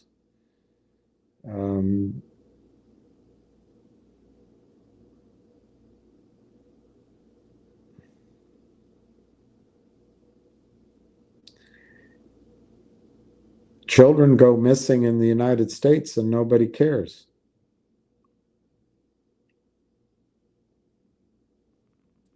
And by the way, the person up there that said, I can't be blinded by my hate. I think you need to, I'm not going to play any of it. I've got videos, but I don't want to get too involved in it right now. There's an Israeli soldier who did an interview, and she says that on October 7th, that a lot of the deaths, civilian deaths, were caused by Israeli soldiers. So, yes, the Palestinians broke out. But by the way, Jews who were trapped by Hitler broke out of their concentration camps. So it's, I don't know, I don't condone the violence, but Jews did it too. We all do it. We're all human. If we're trapped, we try to break out. They were surprised by all reports that they got out and that there was no one there. And and I'll be blunt about it, there are rumors, relatively strong rumors, that Netanyahu, and it comes again from a Israeli soldier, a different one, that there was no way in hell that the Israeli army did not know about that breakout.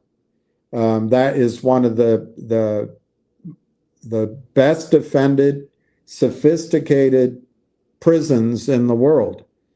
And so there's thoughts that Netanyahu let it out on purpose so he didn't go to jail.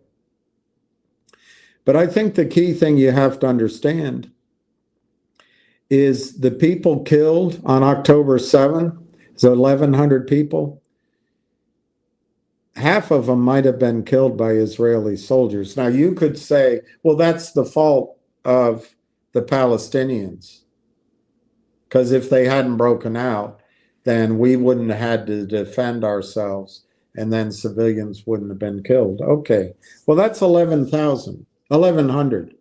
That's 1,100 on October 7th. It's 1,100. Did you hear me? It's 1,100 on October 7th. There are some estimates of the death in Gaza caused by Israelis is hundreds of thousands. The number we get is between 45 and 60,000, but the estimates go into the hundreds of thousands. Half of those are children. The majority of those are civilians who moved to safe spaces. 92% of the homes in Gaza are destroyed. All of the hospitals, all of the schools, all of the sewage systems, all of the fresh water. No food is let in. Half the population are children. And that's because of a criminal act on October 7th allows you to unleash your hatred against Palestinians. It's not my hatred, it's yours. I'm not blind to the horror of what happened. I can't get that picture out of my head of that young woman, very young, very pretty, I think, wearing a red skirt or a red top. I think it was a red skirt. She was killed. It's terrible. No, I do not condone killing Jews or killing Israelis, but that would be like Hitler and his henchmen saying, well, they broke out of the ghetto and they killed 3 officers. Go in and kill 300 of them. It's the same shit. It's just evil, back and forth evil. Palestinians are human beings. Palestinians lived there before Jews from Brooklyn and Jews from Poland and Jews from the Ukraine came in and took their land. It's just a fact. It's just a fact. And I think even God knows that promises about real estate need to be in writing, not oral. So some vague promise from 3,500 years ago doesn't cut it. Where was God over the last 3,500 years? The Romans took it, the Crusaders took it, but Arabs lived there in peace. Christian Arabs, Jewish Arabs, and Muslim Arabs lived there in peace until Menachem Begin came in on the Nakba with his terrorists and slaughtered Palestinians, stole their land. And you don't think that causes hatred that simmers for years? These were olive groves that existed for 1,000 years. You're from Brooklyn. You fly over. Your history is American. It's 20 minutes in the span of time. Now, Jewish hatred, some Jews, for Palestinians is irrational. And it's exactly the same. Your hatred for the Palestinians and your rationalization of your slaughter of the Palestinians is exactly the same as Nazi crimes against humanity almost 100 years ago. It's exactly the same. It's not me. I don't hate Jews. I don't hate Israelis. But I do wonder, how did Hitler get away with it? It's because people didn't speak up. But it was also because people in Germany believed that Jews were less than human, just like Israelis believe that Palestinians are less than human. It's because people in Germany thought that slaughtering Jews was good for the country, just like Israelis in Israel believe slaughtering Palestinians is good for Israel. It's the same damn evil. I can't stop it. But don't count me in with those that are silent about it. No, it's not my hatred, it's your hatred.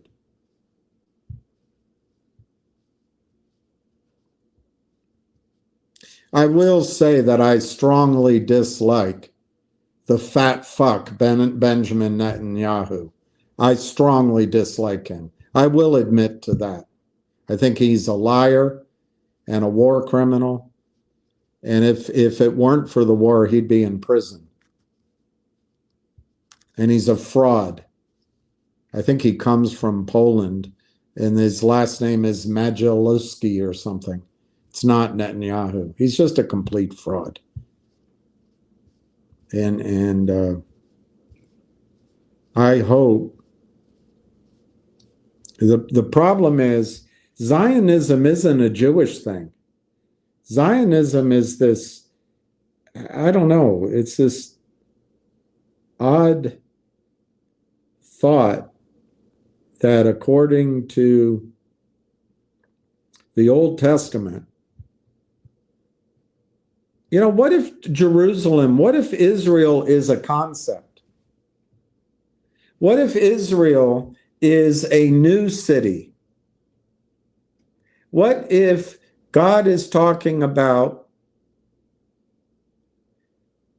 Jerusalem in heaven?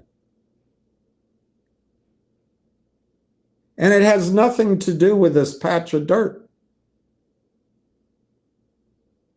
But I do understand if you're Jewish, you don't accept that there was a new covenant. I understand that. That fair enough. So maybe in the old covenant, slaughtering an entire people, smiting and smoting is okay. And since God hasn't sent the angels to do it, and God didn't make sure that the Persians and the Ottomans and the Egyptians and the Arabs and the Romans saved Palestine and Israel for the Jews, you have to do it yourself. But I just don't think, myself, I don't think that's what God wants. And I don't think God is behind the slaughtering of children. I really don't. And for you to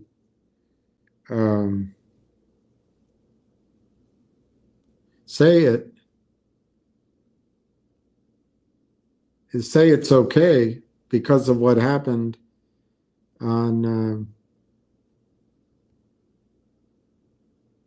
October 7th, I think that's a rationalization that you'll regret when you're older, when you become aware of the evil that's being done. It's willful, you're willfully not accepting the truth of what's going on. And I don't, you know, there's no middle ground. What's happening is evil. And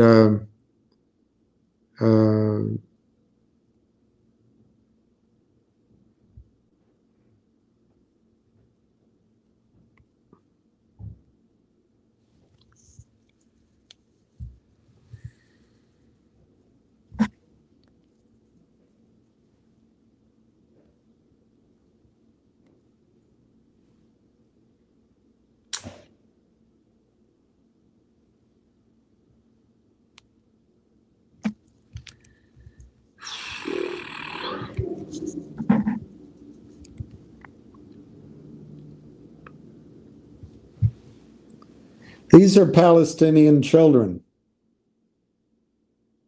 Why do they deserve to be starving?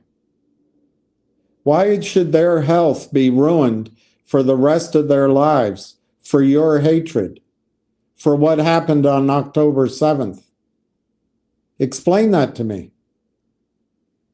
Israel has one of the world's most powerful armies, and they have one of the world's most thorough intelligence agencies, and they have Epstein, P. Diddy, and all the bribery of American politicians, and they have the most powerful lobbying group in the United States. They control American policy in the Middle East.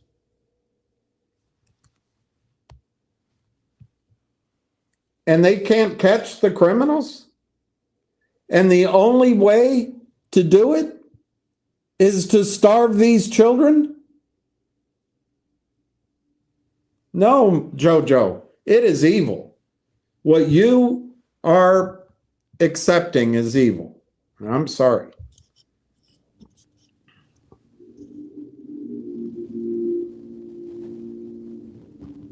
Uh, 50 cents on vitamin water. I don't even know what that is. All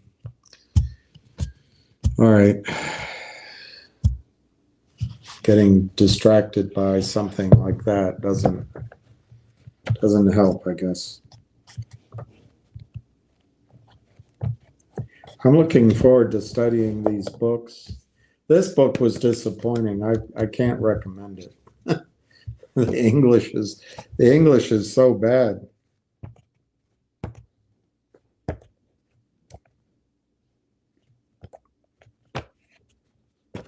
This is very thorough.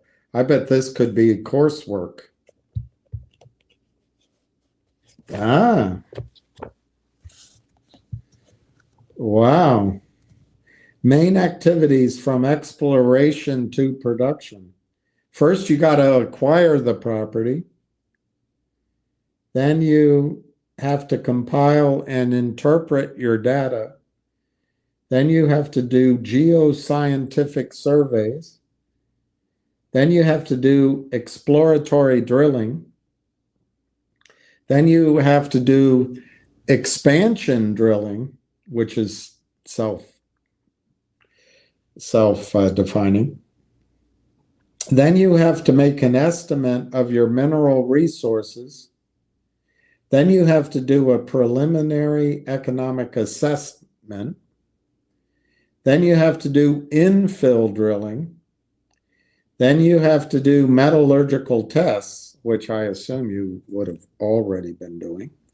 Then you have to do a pre-feasibility study. Then you do a mineral reserve estimation. Then you do a bankable feasibility study. As you're doing this, the value of the company is ever rising. Then you do permitting and social acceptance. Then you get your financing. Then you construct your infrastructure. You construct it and develop infrastructure. Then you start stripping the overburden and start building your shafts. Then you start up production. And you get into commercial production, which is, I guess, pilot scale. Then you get into full production. Then you expand production. And then you've maximized the value of the company. Sounds right. Why should you be interested in junior mining companies?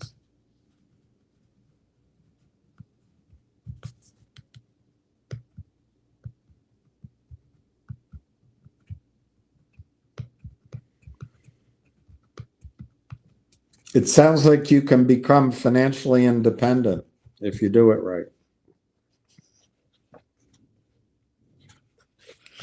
So the point of this book, 1, avoid the most common mistakes. Okay. Reduce risks, number 2. Okay. Discover the many opportunities that will allow you to build wealth. First typo.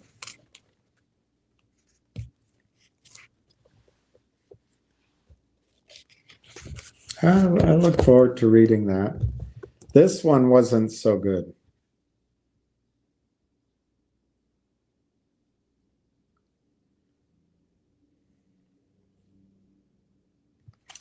And I didn't, you could have avoided hearing that one. And then this one looks very good as well. I'll go through these.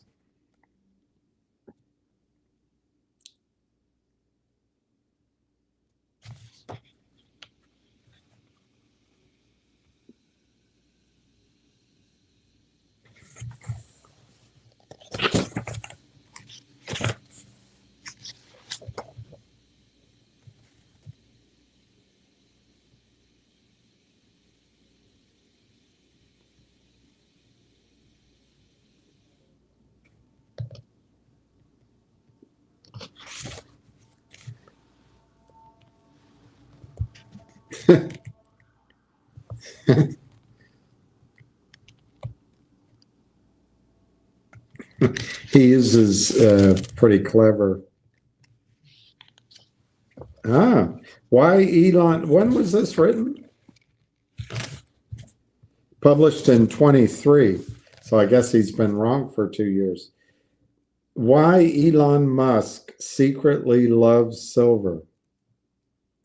Blue Star loves blue airline.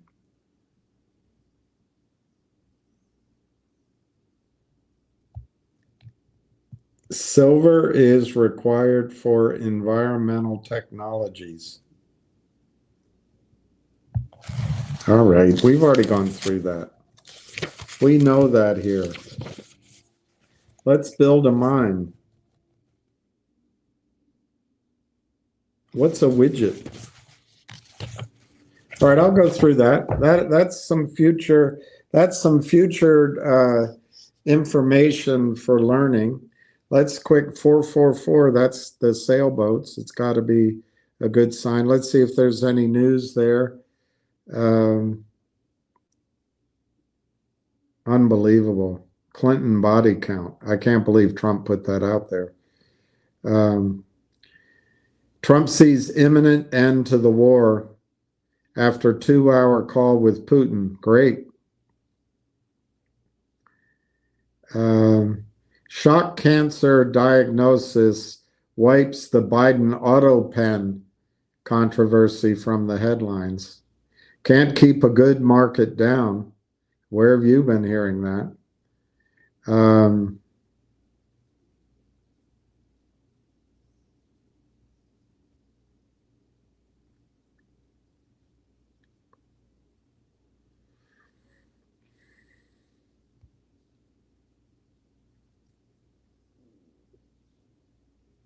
This is interesting.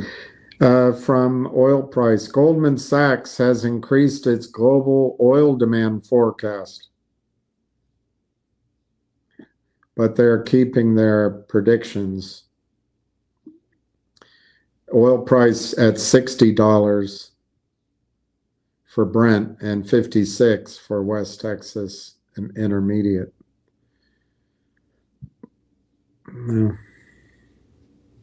We'll see, as my mother would say.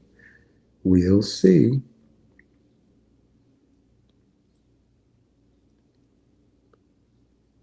Melania just did something no First Lady has ever done at extraordinary White House event. She signed a bill into law alongside her husband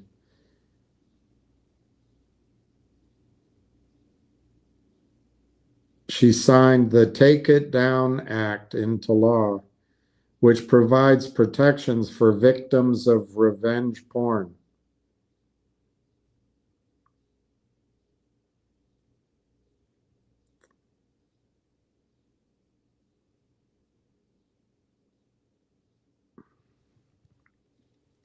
She looks beautiful, actually, in the pictures.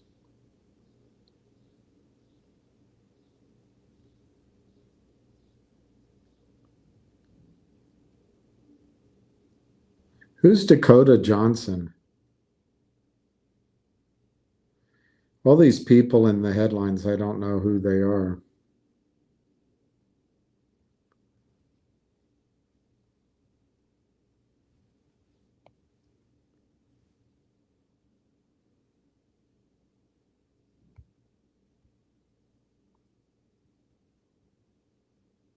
Nantucket socialites have made up their mind. I once knew a guy from Nantucket.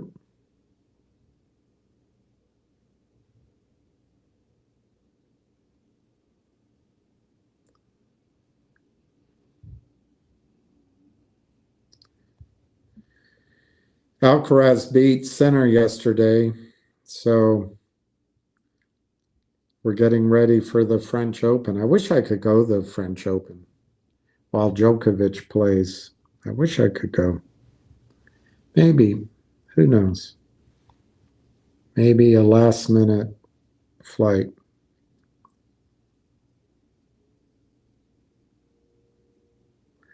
So, do you think this is true? I hope it's not, because I want to have time. But who's writing this? Where's the signature of the person writing this? And is it sponsored? Problem is, so much can be sponsored.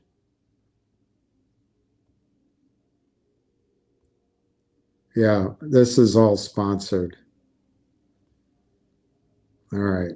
So I think it's crap.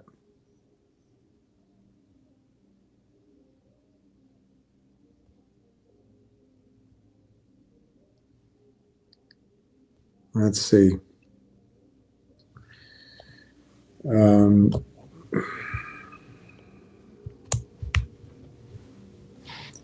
This is written by WLT Report, Noah, and I think it's just promotional. But I won't read it all. I'll just tell you the report that Best Cent is going to revalue gold and give President Trump $1 trillion. I've been telling you this was coming for 2 years now, and it's all over the headlines. It's not confirmed yet, but I'm continuing to see a flurry of rumors that at some point in the future, when the time is just right, Secretary Scott Bessent will flip the switch and revalue gold the United States holds.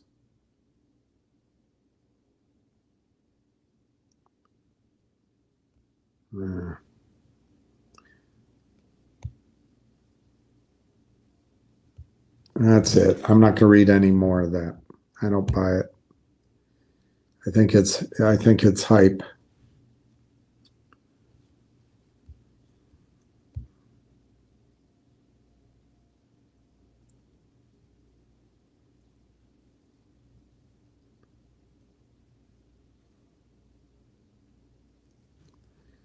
Okay. One more place to look for news.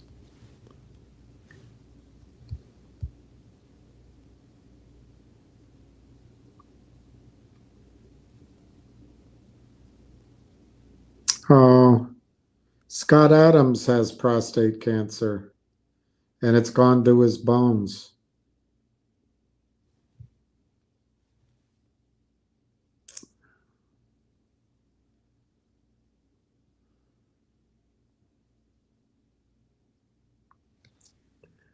FBI Director Kash Patel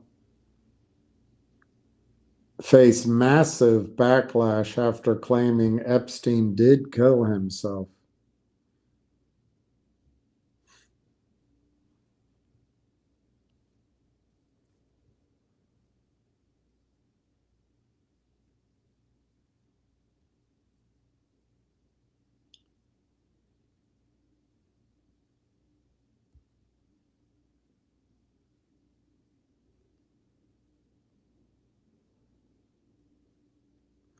Barack Obama claims nobody has done more to find cures for cancer than Joe Biden.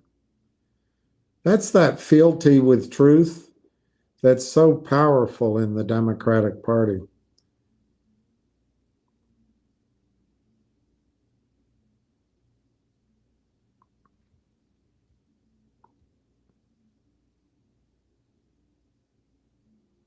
All right, I don't see much news. Let's see the quotes, and then I'll sign off at 5 o'clock. Finger looks like it had a decent day at the end. Closed at 380, but right now it's up 18 cents, so it's 399.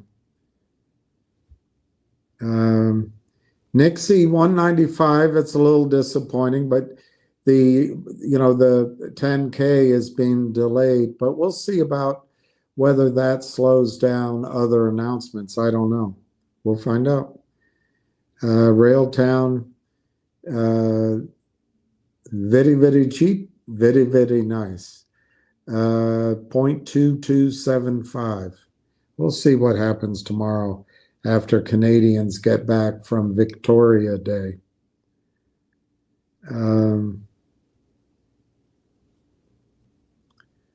And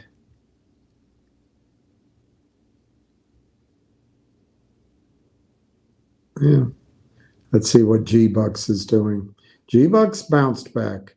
It was down during the day and it bounces to close at 311.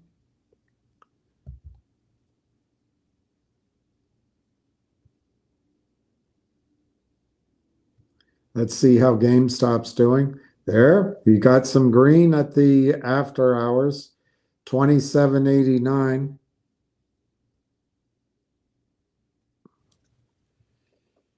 And that's it. That's all the quotes that interest me. Let me see what everybody's saying. Hey, Jennifer. Senator Norman on Payne saying they can get answers now with the new. That's interesting, if that's true. That would be great. Don Johnson's daughter and Melanie Griffiths. Melanie married, I thought she married Antonio Banderas.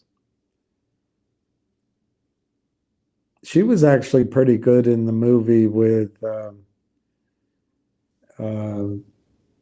Sigourney Weaver and Harrison Ford. I can't remember the name of it. Dakota Johnson is Melanie Griffith's daughter. Griffith.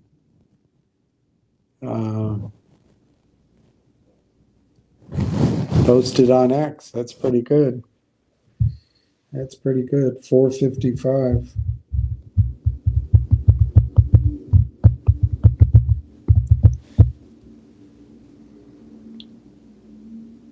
Who was that?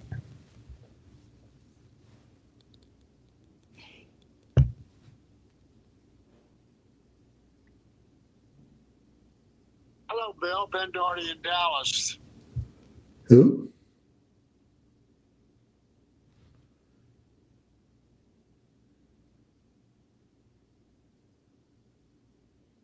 I don't know who that is. I'll listen to it again.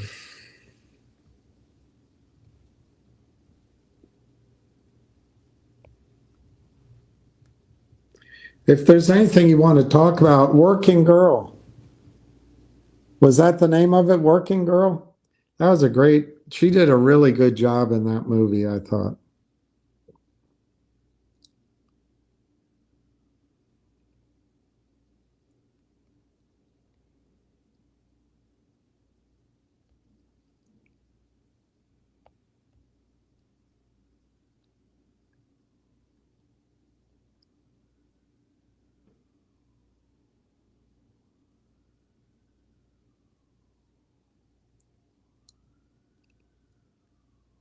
I feel badly for Novak.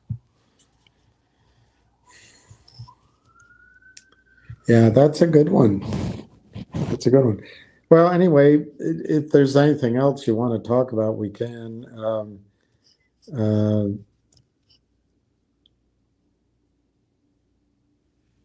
A lot of these issues are not easy. There's no easy answer. And my stepmother's mother used to say, Mrs. Kelly, she used to say, Billy. she'd say, "Oh, the human frailty of people." And of course, I would joke about it, but I always remembered it, the human frailty of people. And she'd say, "Love and forgiveness, Billy, love and forgiveness." It's hard. That's why I wonder why they call animal shelters humane society, because I don't think humans are very humane. Animals are great with love and forgiveness, but I don't think human beings are very good at love and forgiveness. It's tough. Market is shit, buy silver. Well, David, let me just be clear. If you're buying silver, you're trying to be independent and claim control of your life. Silver is the single best trade, and it's a no-brainer trade I've ever seen in my life. The problem with it is I felt that way 15 years ago, 10 years ago, and 5 years ago, but I didn't focus on it 5 years ago because I had other things going on. And I feel that way now. So the problem has been that it's all been delayed. And that's kind of the question I asked, I guess rhetorically earlier, is are all these guys, and they're all guys, sorry, none, mining and oil and gas, it's mostly a man's domain, not because women can't do it. It's just women don't need to do this. They don't need to take the risk and destroy their youth chasing after dreams. Men do, some men do anyway. So it's mostly a man's field, but women can do it. It's just I haven't found anything. So anyway, it's men, and all of them, many, I should say, started 25 years ago. And I started that long ago too, longer on energy and mining. But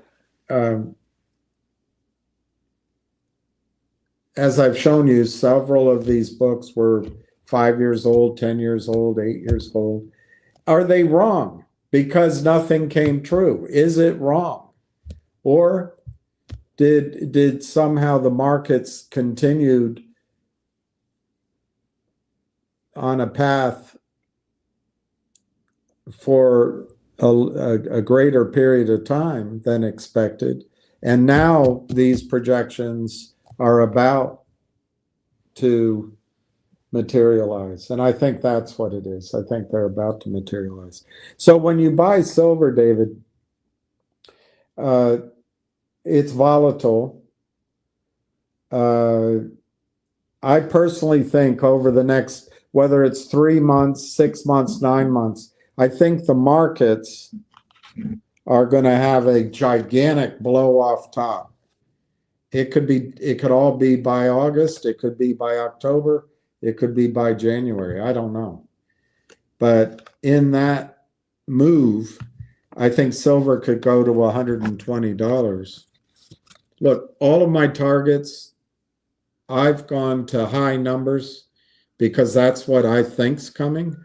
But if it just gets 80% there, 90% there, I'll count that as a win.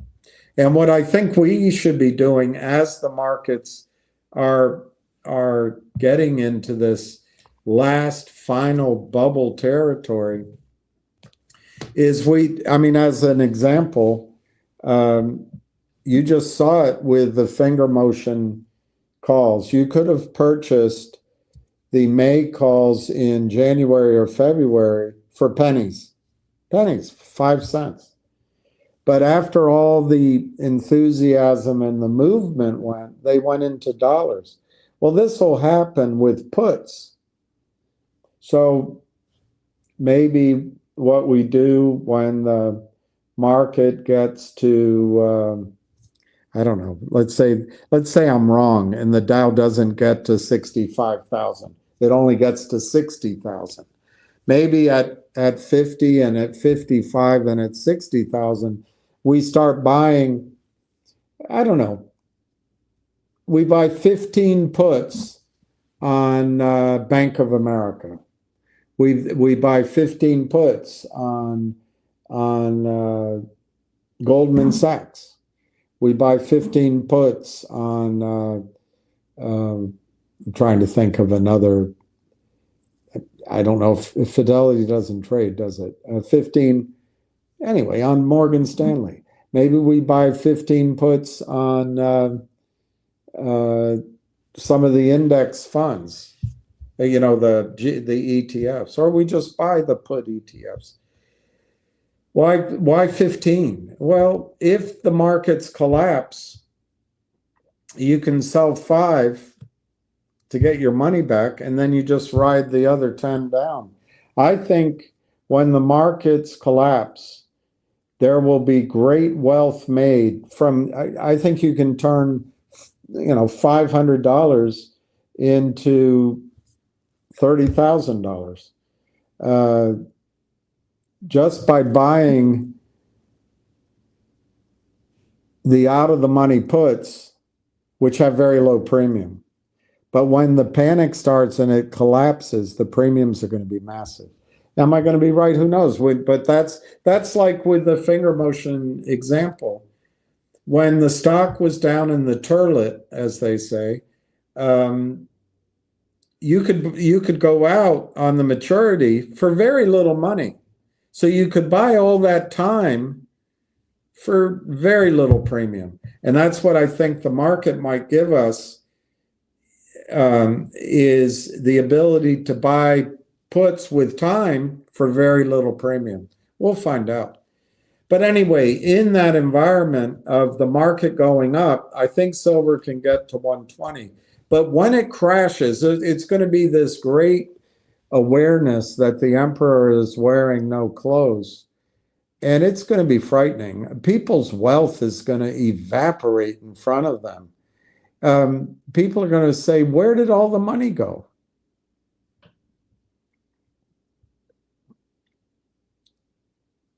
I was in love with a woman for a long time. It's always a mistake to fall in love. But I met her on I guess it was a date, but when I got there, some of her friends showed up, and then this man that was in love with her showed up, and she loved him. She said, "Oh, he's the smartest. He's got such a great mind." So he ordered a beer or a drink. I think he was ordering a mixed drink. Maybe I was having the beer or I was having a wine. I was probably nervous, so I might have been having a gin and tonic. I don't know. But whenever you fall in love with a beautiful woman, you have to get to know men that you really couldn't give a shit about. So he sat down next to me. He asked me all sorts of inappropriate questions, which I would not answer or even respond to. But then in a display of this great intellect, the market had just corrected. He said to me, I have a question. He's a wealthy guy. But he said, or his parents were anyway, very privileged guy. That's also the power of being beautiful. So he said to me, where does all that money go? I said under my breath, I can see why she thinks you're so smart. He asked this question as if this was just genius. But I said, I fumbled around. I tried not to hurt his feelings. I tried to, and I tried to see the genius in the question, but I couldn't. I said, because everything's priced on margin. It's not money. Everything's priced on the margin. So if the Dow goes to 55,000 and I don't know, Nvidia is at $250 a share, everybody's account is going to look rich in Nvidia, but it's priced on the margin. It's the confidence that everyone else has that final trade is reflective of all the shares out there. It's value. It's stupid confidence. And that's what will happen when the market is up at the top. It'll happen. It's starting apparently to happen in housing in Florida in particular, but in these so-called Airbnb houses, my generation and older, a lot of people own 2 or 3 homes and they feel wealthy. I'm not predicting, because I think a place to live and a place to visit are important, whatever the cost. If you buy the best, relatively, they're going to stay the best. But what happens when everybody wants to sell their Airbnbs? Or what happens when homes are inherited by the children and are put on the market? What happens when the stock market collapses and all of a sudden those extra houses become unaffordable? Everything's priced on the margin. So there comes a time when the selling changes the price of the entire complex. I tried to explain this to him, but he kept asking, but where does the money go?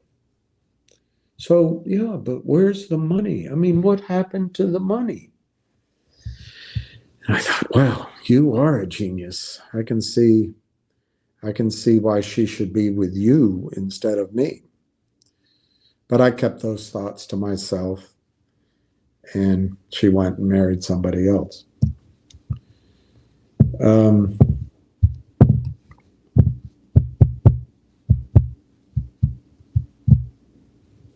So what my point is on silver is that silver, if the markets go up like I believe they will, and then crash, silver will correct from 120 or whatever that number is, and you'll see silver.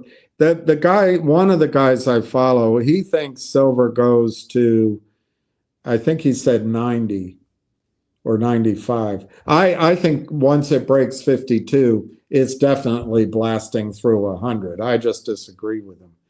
But he thinks silver will pull back to these numbers, pull back to $28, $25. I don't agree with him. I think silver might pull back to 50, back to the breakout level, 52, maybe just under it. But that'll be the last great buying opportunity for silver. So my point, David, is, do you try to trade that? Do you buy silver here at $35? It triples. Do you sell it all and wait for a pullback to, double up on your silver? Or do you sell a third of it, pulls back, and you are able to grow your position? Or do you just hang on to that, ride out that storm, and put new money into silver if it pulls back? I'm in the last category because I think the problem with markets is what to go to this gentleman's question all those years ago, where does the money go? It's not money. It's a mass psychosis. It's an agreement that a few boys in New York trading paper apparently it's fewer than 24, suppressing the price of silver, because silver is pooled in a depository, and these cocksure guys can trade futures, and they can create paper ounces of silver out of thin air, and it's all legal. Oh, that president was around 25 years ago. You're blaming it on a dead man. How can you blame it on a dead man? There's been other people. Guys, what these bankers do is with their attorneys, is they incrementally gain land. They incrementally take from us the legal protections we have. And once it's in place for a while, there's no lawyer that can unwind them, and there's no politician that understands it. Have you ever met a politician that understands the markets? I think Trump comes close, but Barack Obama has no clue. Bill Clinton had no clue. George W. Bush, he had Harkin Energy, Arbusto Oil and Gas. Stands for Bush in Spanish. And apparently there was a lot of fraud in there. And you know what? Building number 7 went down just like the first 2 buildings, but a plane didn't hit building number 7. You know what was in building number 7?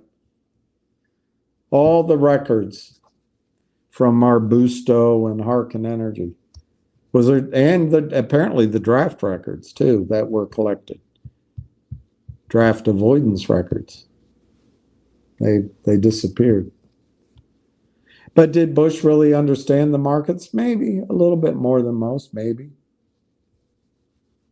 But once it's in place, it's hard to get it back. So you can't blame Bill Clinton. That was 25 years ago. It was longer than that. It's 30 years ago.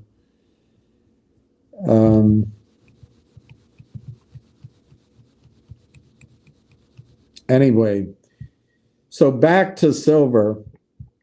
I think this Western view that gold and silver shouldn't be in a portfolio, that they're speculative. Wall Street, the banksters, and journalism and research departments are slowly but forcefully teaching their thundering herd of wealth advisors about gold and silver, particularly gold. And in the West, up until recently, ownership of gold and gold shares is less than 0.5% of financial assets. Well, as Wall Street can figure out how to create products, how to make money, how to create ETFs that you can hypothecate and rehypothecate, and as they educate wealth advisors, do you know if they educate wealth advisors to put 5% of your assets into gold and silver, that's 10 times what's already there. And you're going to be competing with China, Russia, Iran, Poland, to name a few. So anyway, I think it's really risky to be out of silver, because I think it's going to become unobtainable at any reasonable price. And that can happen overnight. So if silver goes to 120 and pulls back to 50, give or take, I think I would just absorb that and use that time to put new money in. But if you want to trade it a little bit, okay, I can't blame you. But once silver does that pullback, let's say it's to 50, this is not a stock to come on every day to ask, have you heard about the dividend? What's happening with earnings? Is there any news? Why is it down? Why hasn't anything to happen? You got to get ready, in my opinion, build your position and go play golf. Because I think silver, I read it to you, this book, it was very boring. I know it was. But he brought out that in ancient times, the ratio, what year was it? 184. In basically 200 years after Christ died. The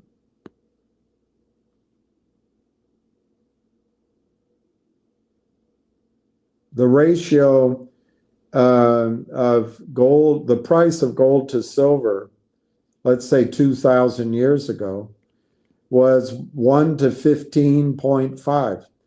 And I think we go back to that. But right now, the ratio of silver to gold is 100 to 1. 100 ounces of silver buys you 1 ounce of gold. So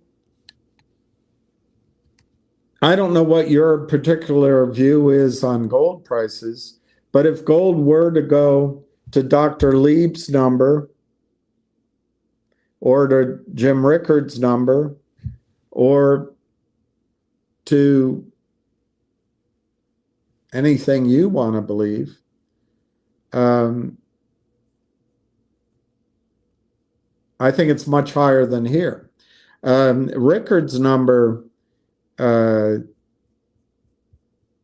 was 20,000, I think. It's in this book behind me.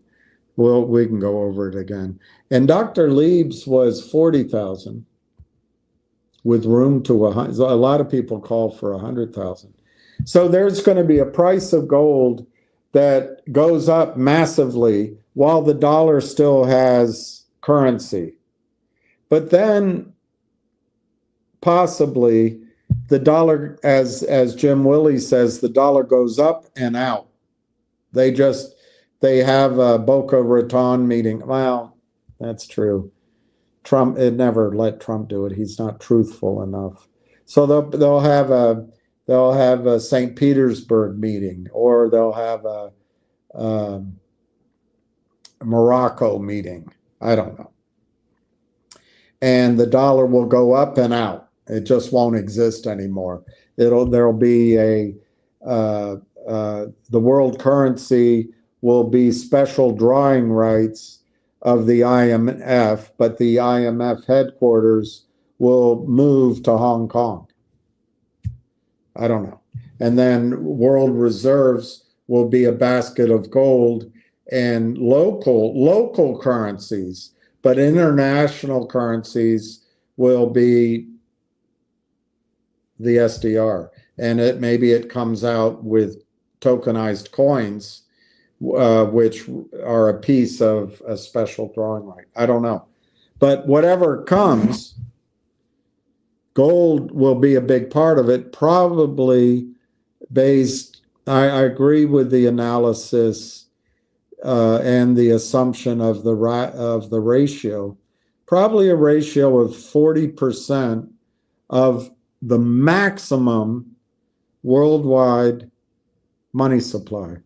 And then they'll bring in money supply so things won't be cash anymore and the banks will continue to control everything. But if that happens, you're going to at least see for a while, you're going to see gold prices go up. That changes your wealth position, your relative standing in wealth. But then that last bit of the move is just going to preserve wealth. It's not going to make you wealthy. because the dollar will be going out of business, so to speak.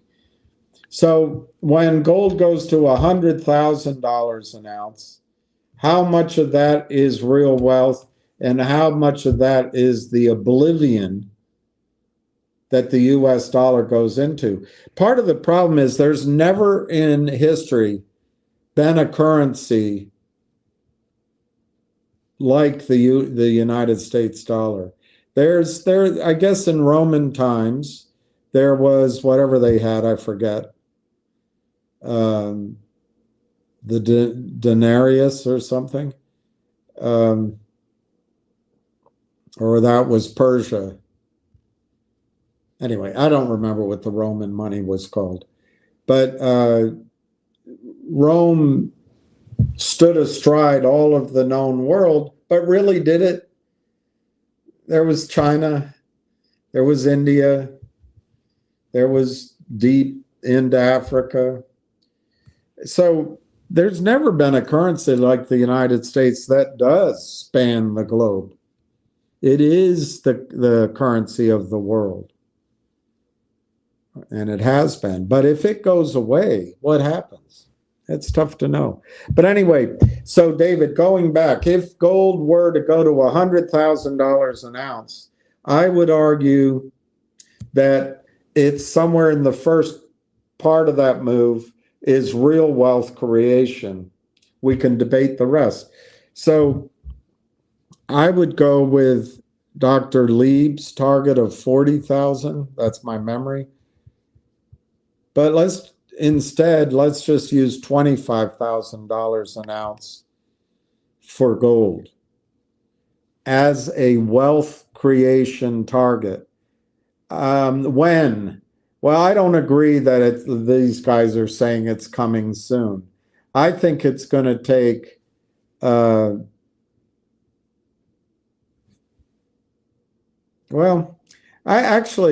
the one aspect that could make it come soon is I think Donald Trump, I know he's not truthful, but I think Donald Trump knows that Donald Trump only has these 2 years to get anything done. After him, it's not going to be J.D. Vance. I don't think it'll be I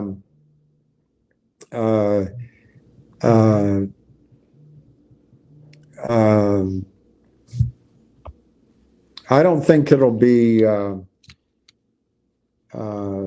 Mark Rubio. It might. I'd prefer Eric Trump to Don Trump. It may be, but I don't think that'll work. Might be RFK, and we'd be okay with RFK. But I think it's most likely we'll have AOC, so we can go back to truth. AOC or Gavin Newsom, somebody like that. And I don't know that in that environment, that we will have much say of the new monetary system that's in our interest. So maybe there is an argument that Trump will try to make it happen whilst we are being led by somebody that understands what's going on, Trump. But anyway, if we assume it's 25,000 is the target for gold, and that's real wealth creation, and we go to, I like 15 and a half, but let's just go to 20 to 1.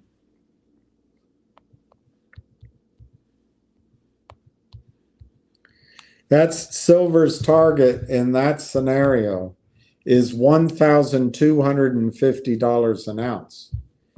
And so if you're buying silver, David, what I'm trying to say is I believe you have to change your mindset. I think this is once in generations opportunity to change your financial situation. So if you can buy 100 ounces of silver and just ride it out for maybe 2 years, but maybe it takes longer. Maybe it takes 5 or 7 years. I think you have 125 grand in your hands. That has real value. That isn't just rundown currency.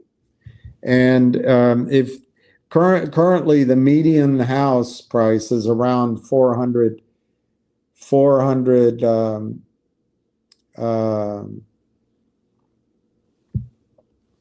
thousand. If you call it $500,000 in today's value,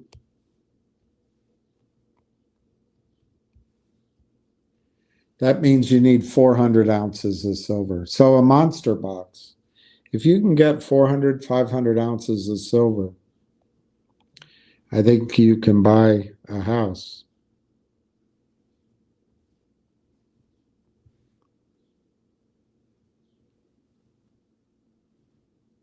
A good house.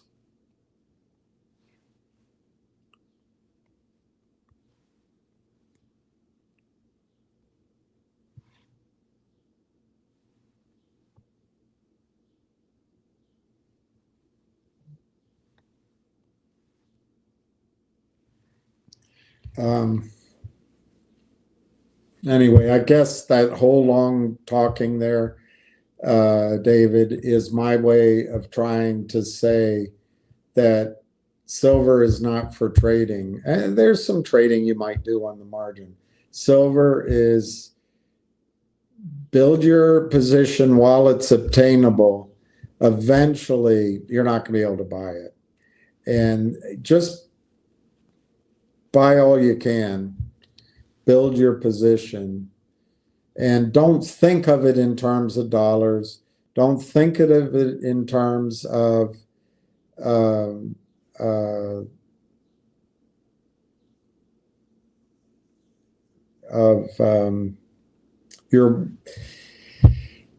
I don't want to get caught talking out of both sides of my mouth. Don't think of silver as your wealth measured in terms of your stock brokerage account.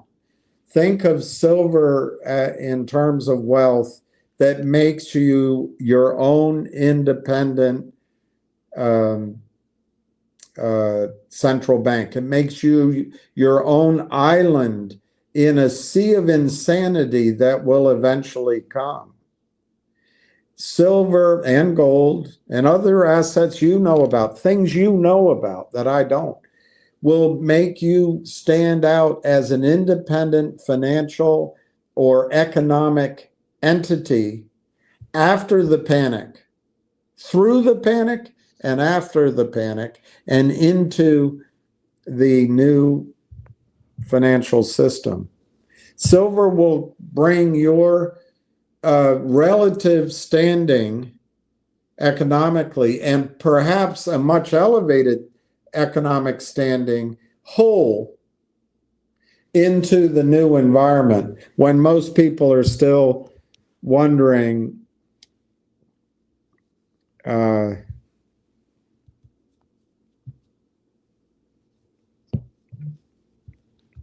still talking politics.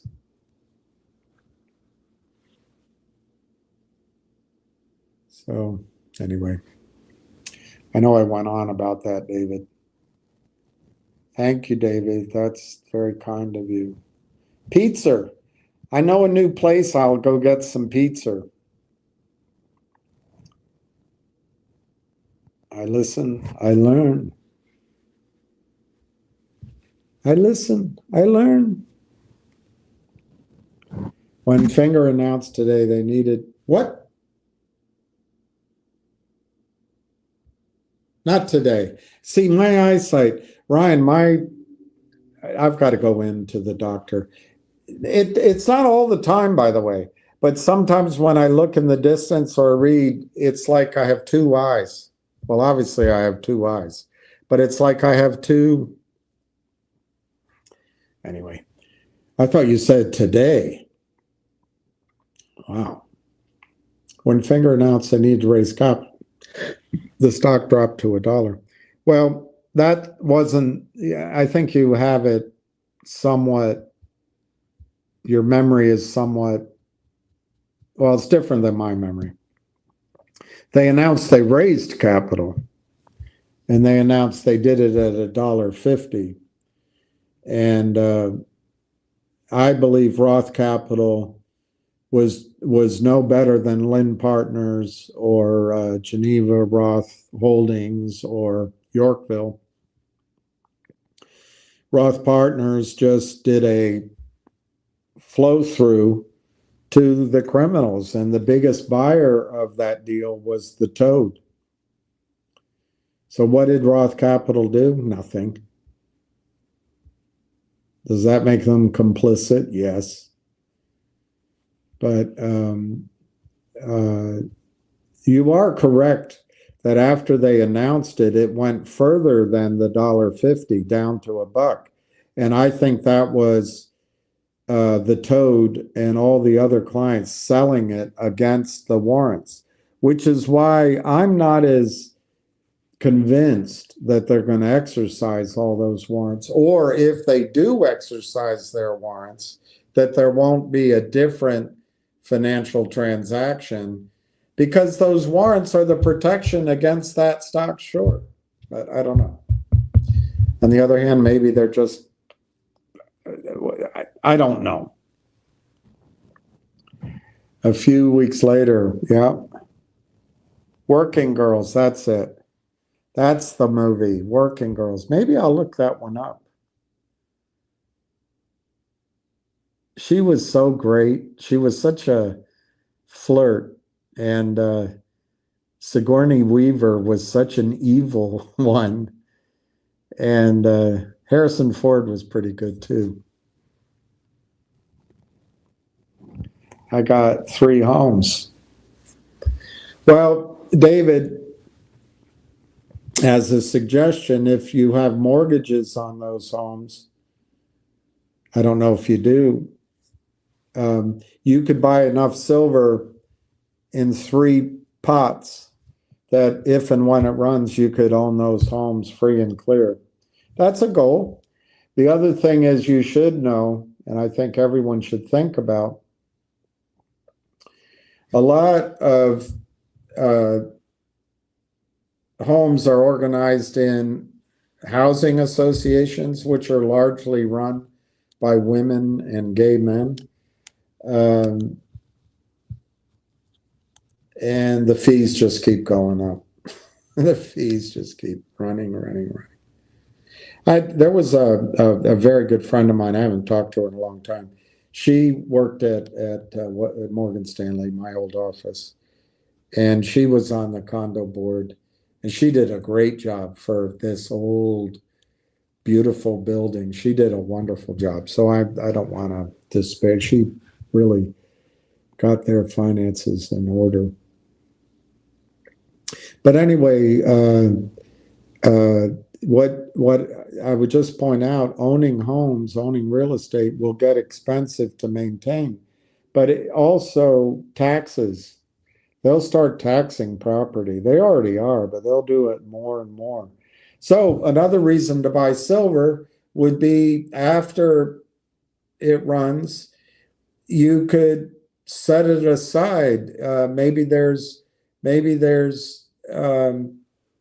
I mean, what I would hope to find is real estate that cash flows nicely, or there's oil and gas wells which cash flow. It won't be cash anymore. It'll probably be coins or what is some new. Yeah, probably what happens is there'll be a United States dollar for domestic use. There'll be a Chinese yuan or renminbi for domestic use. And then there'll be international money. It won't be the US dollar anymore. It'll be something else. Anyway, we always need a place to live. So I'm not saying getting out of that. I'm just saying silver might provide a way to give your children independence for the long term. That was me who reminded, yeah, I got it already, Bob. And This is going to be quite a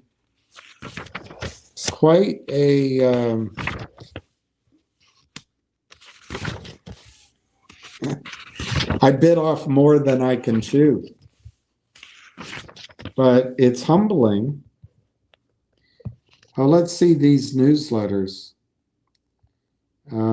I've heard of 1, 2, 3,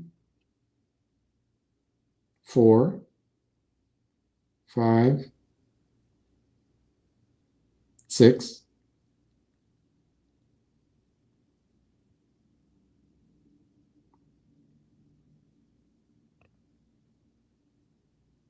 I'll get them all. I'll sign up for them all. I'll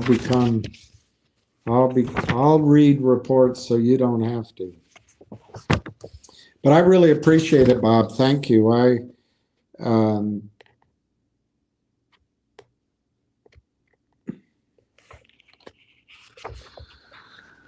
Oh, it's going to be hard work, but I'm going to do it. I'm going to do it.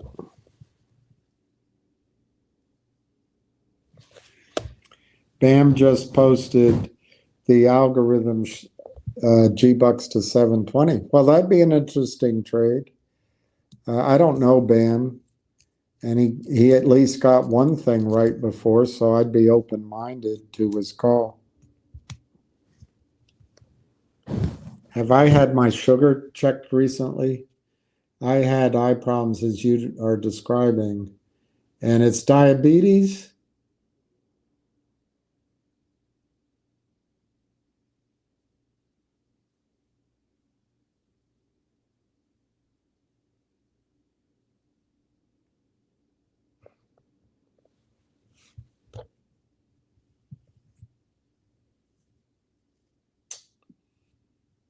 I'll go in. Thank you for warning me. I just had this eye, I had, what do you call it? I had a new lens put in my eye. So I thought it was that.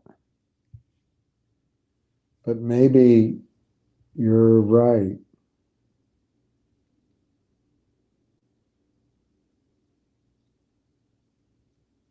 Growing old isn't for sissies.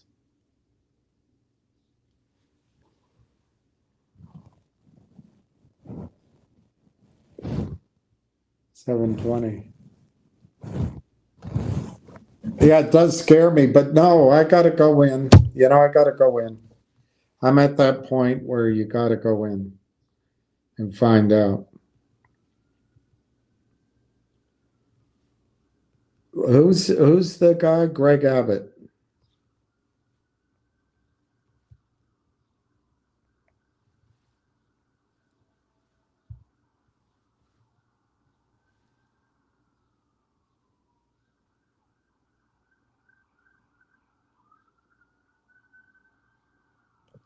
I see bail reform.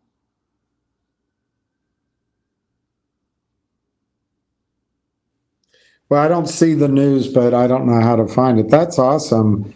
No capital gains tax, but then again, they didn't have an income tax anyway.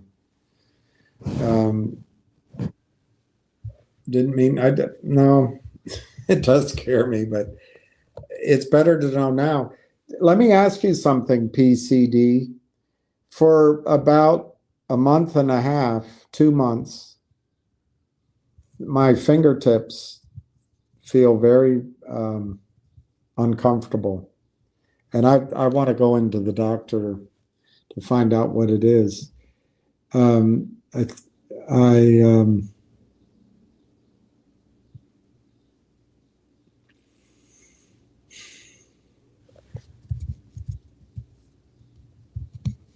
Yeah, I'm going to go to the doctor. You scared me, all right. I'm going to go to the doctor.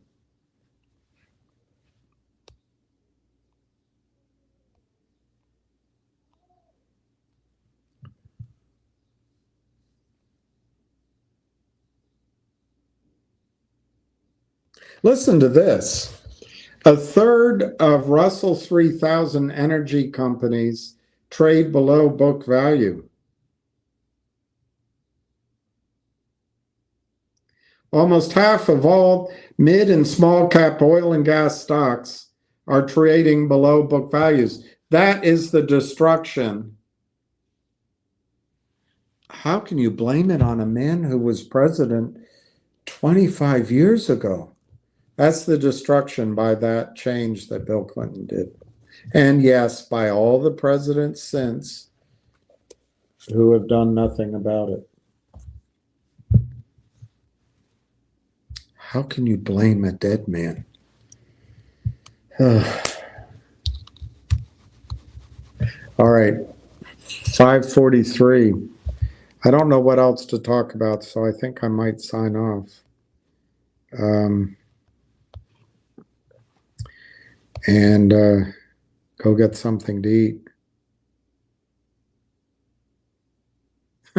Top FDA official discloses she never got the COVID-19 vaccine.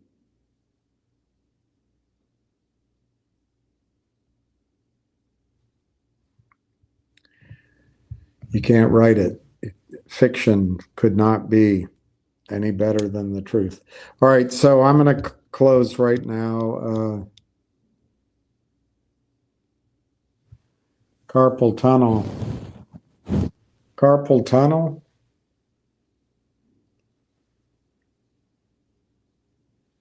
I don't know. I wonder if it's diabetes. I haven't been sleeping well for at least 2 months, so that could be it too. Anyway, peace to everybody. Peace to the JoJo who said I have hatred. I wish her or him peace. I wish peace to all the Israelis. I wish peace to all the Palestinians. And I wish peace in the Ukraine. And I don't know, I guess we'll talk tomorrow. And I thank you for tuning in. Ciao.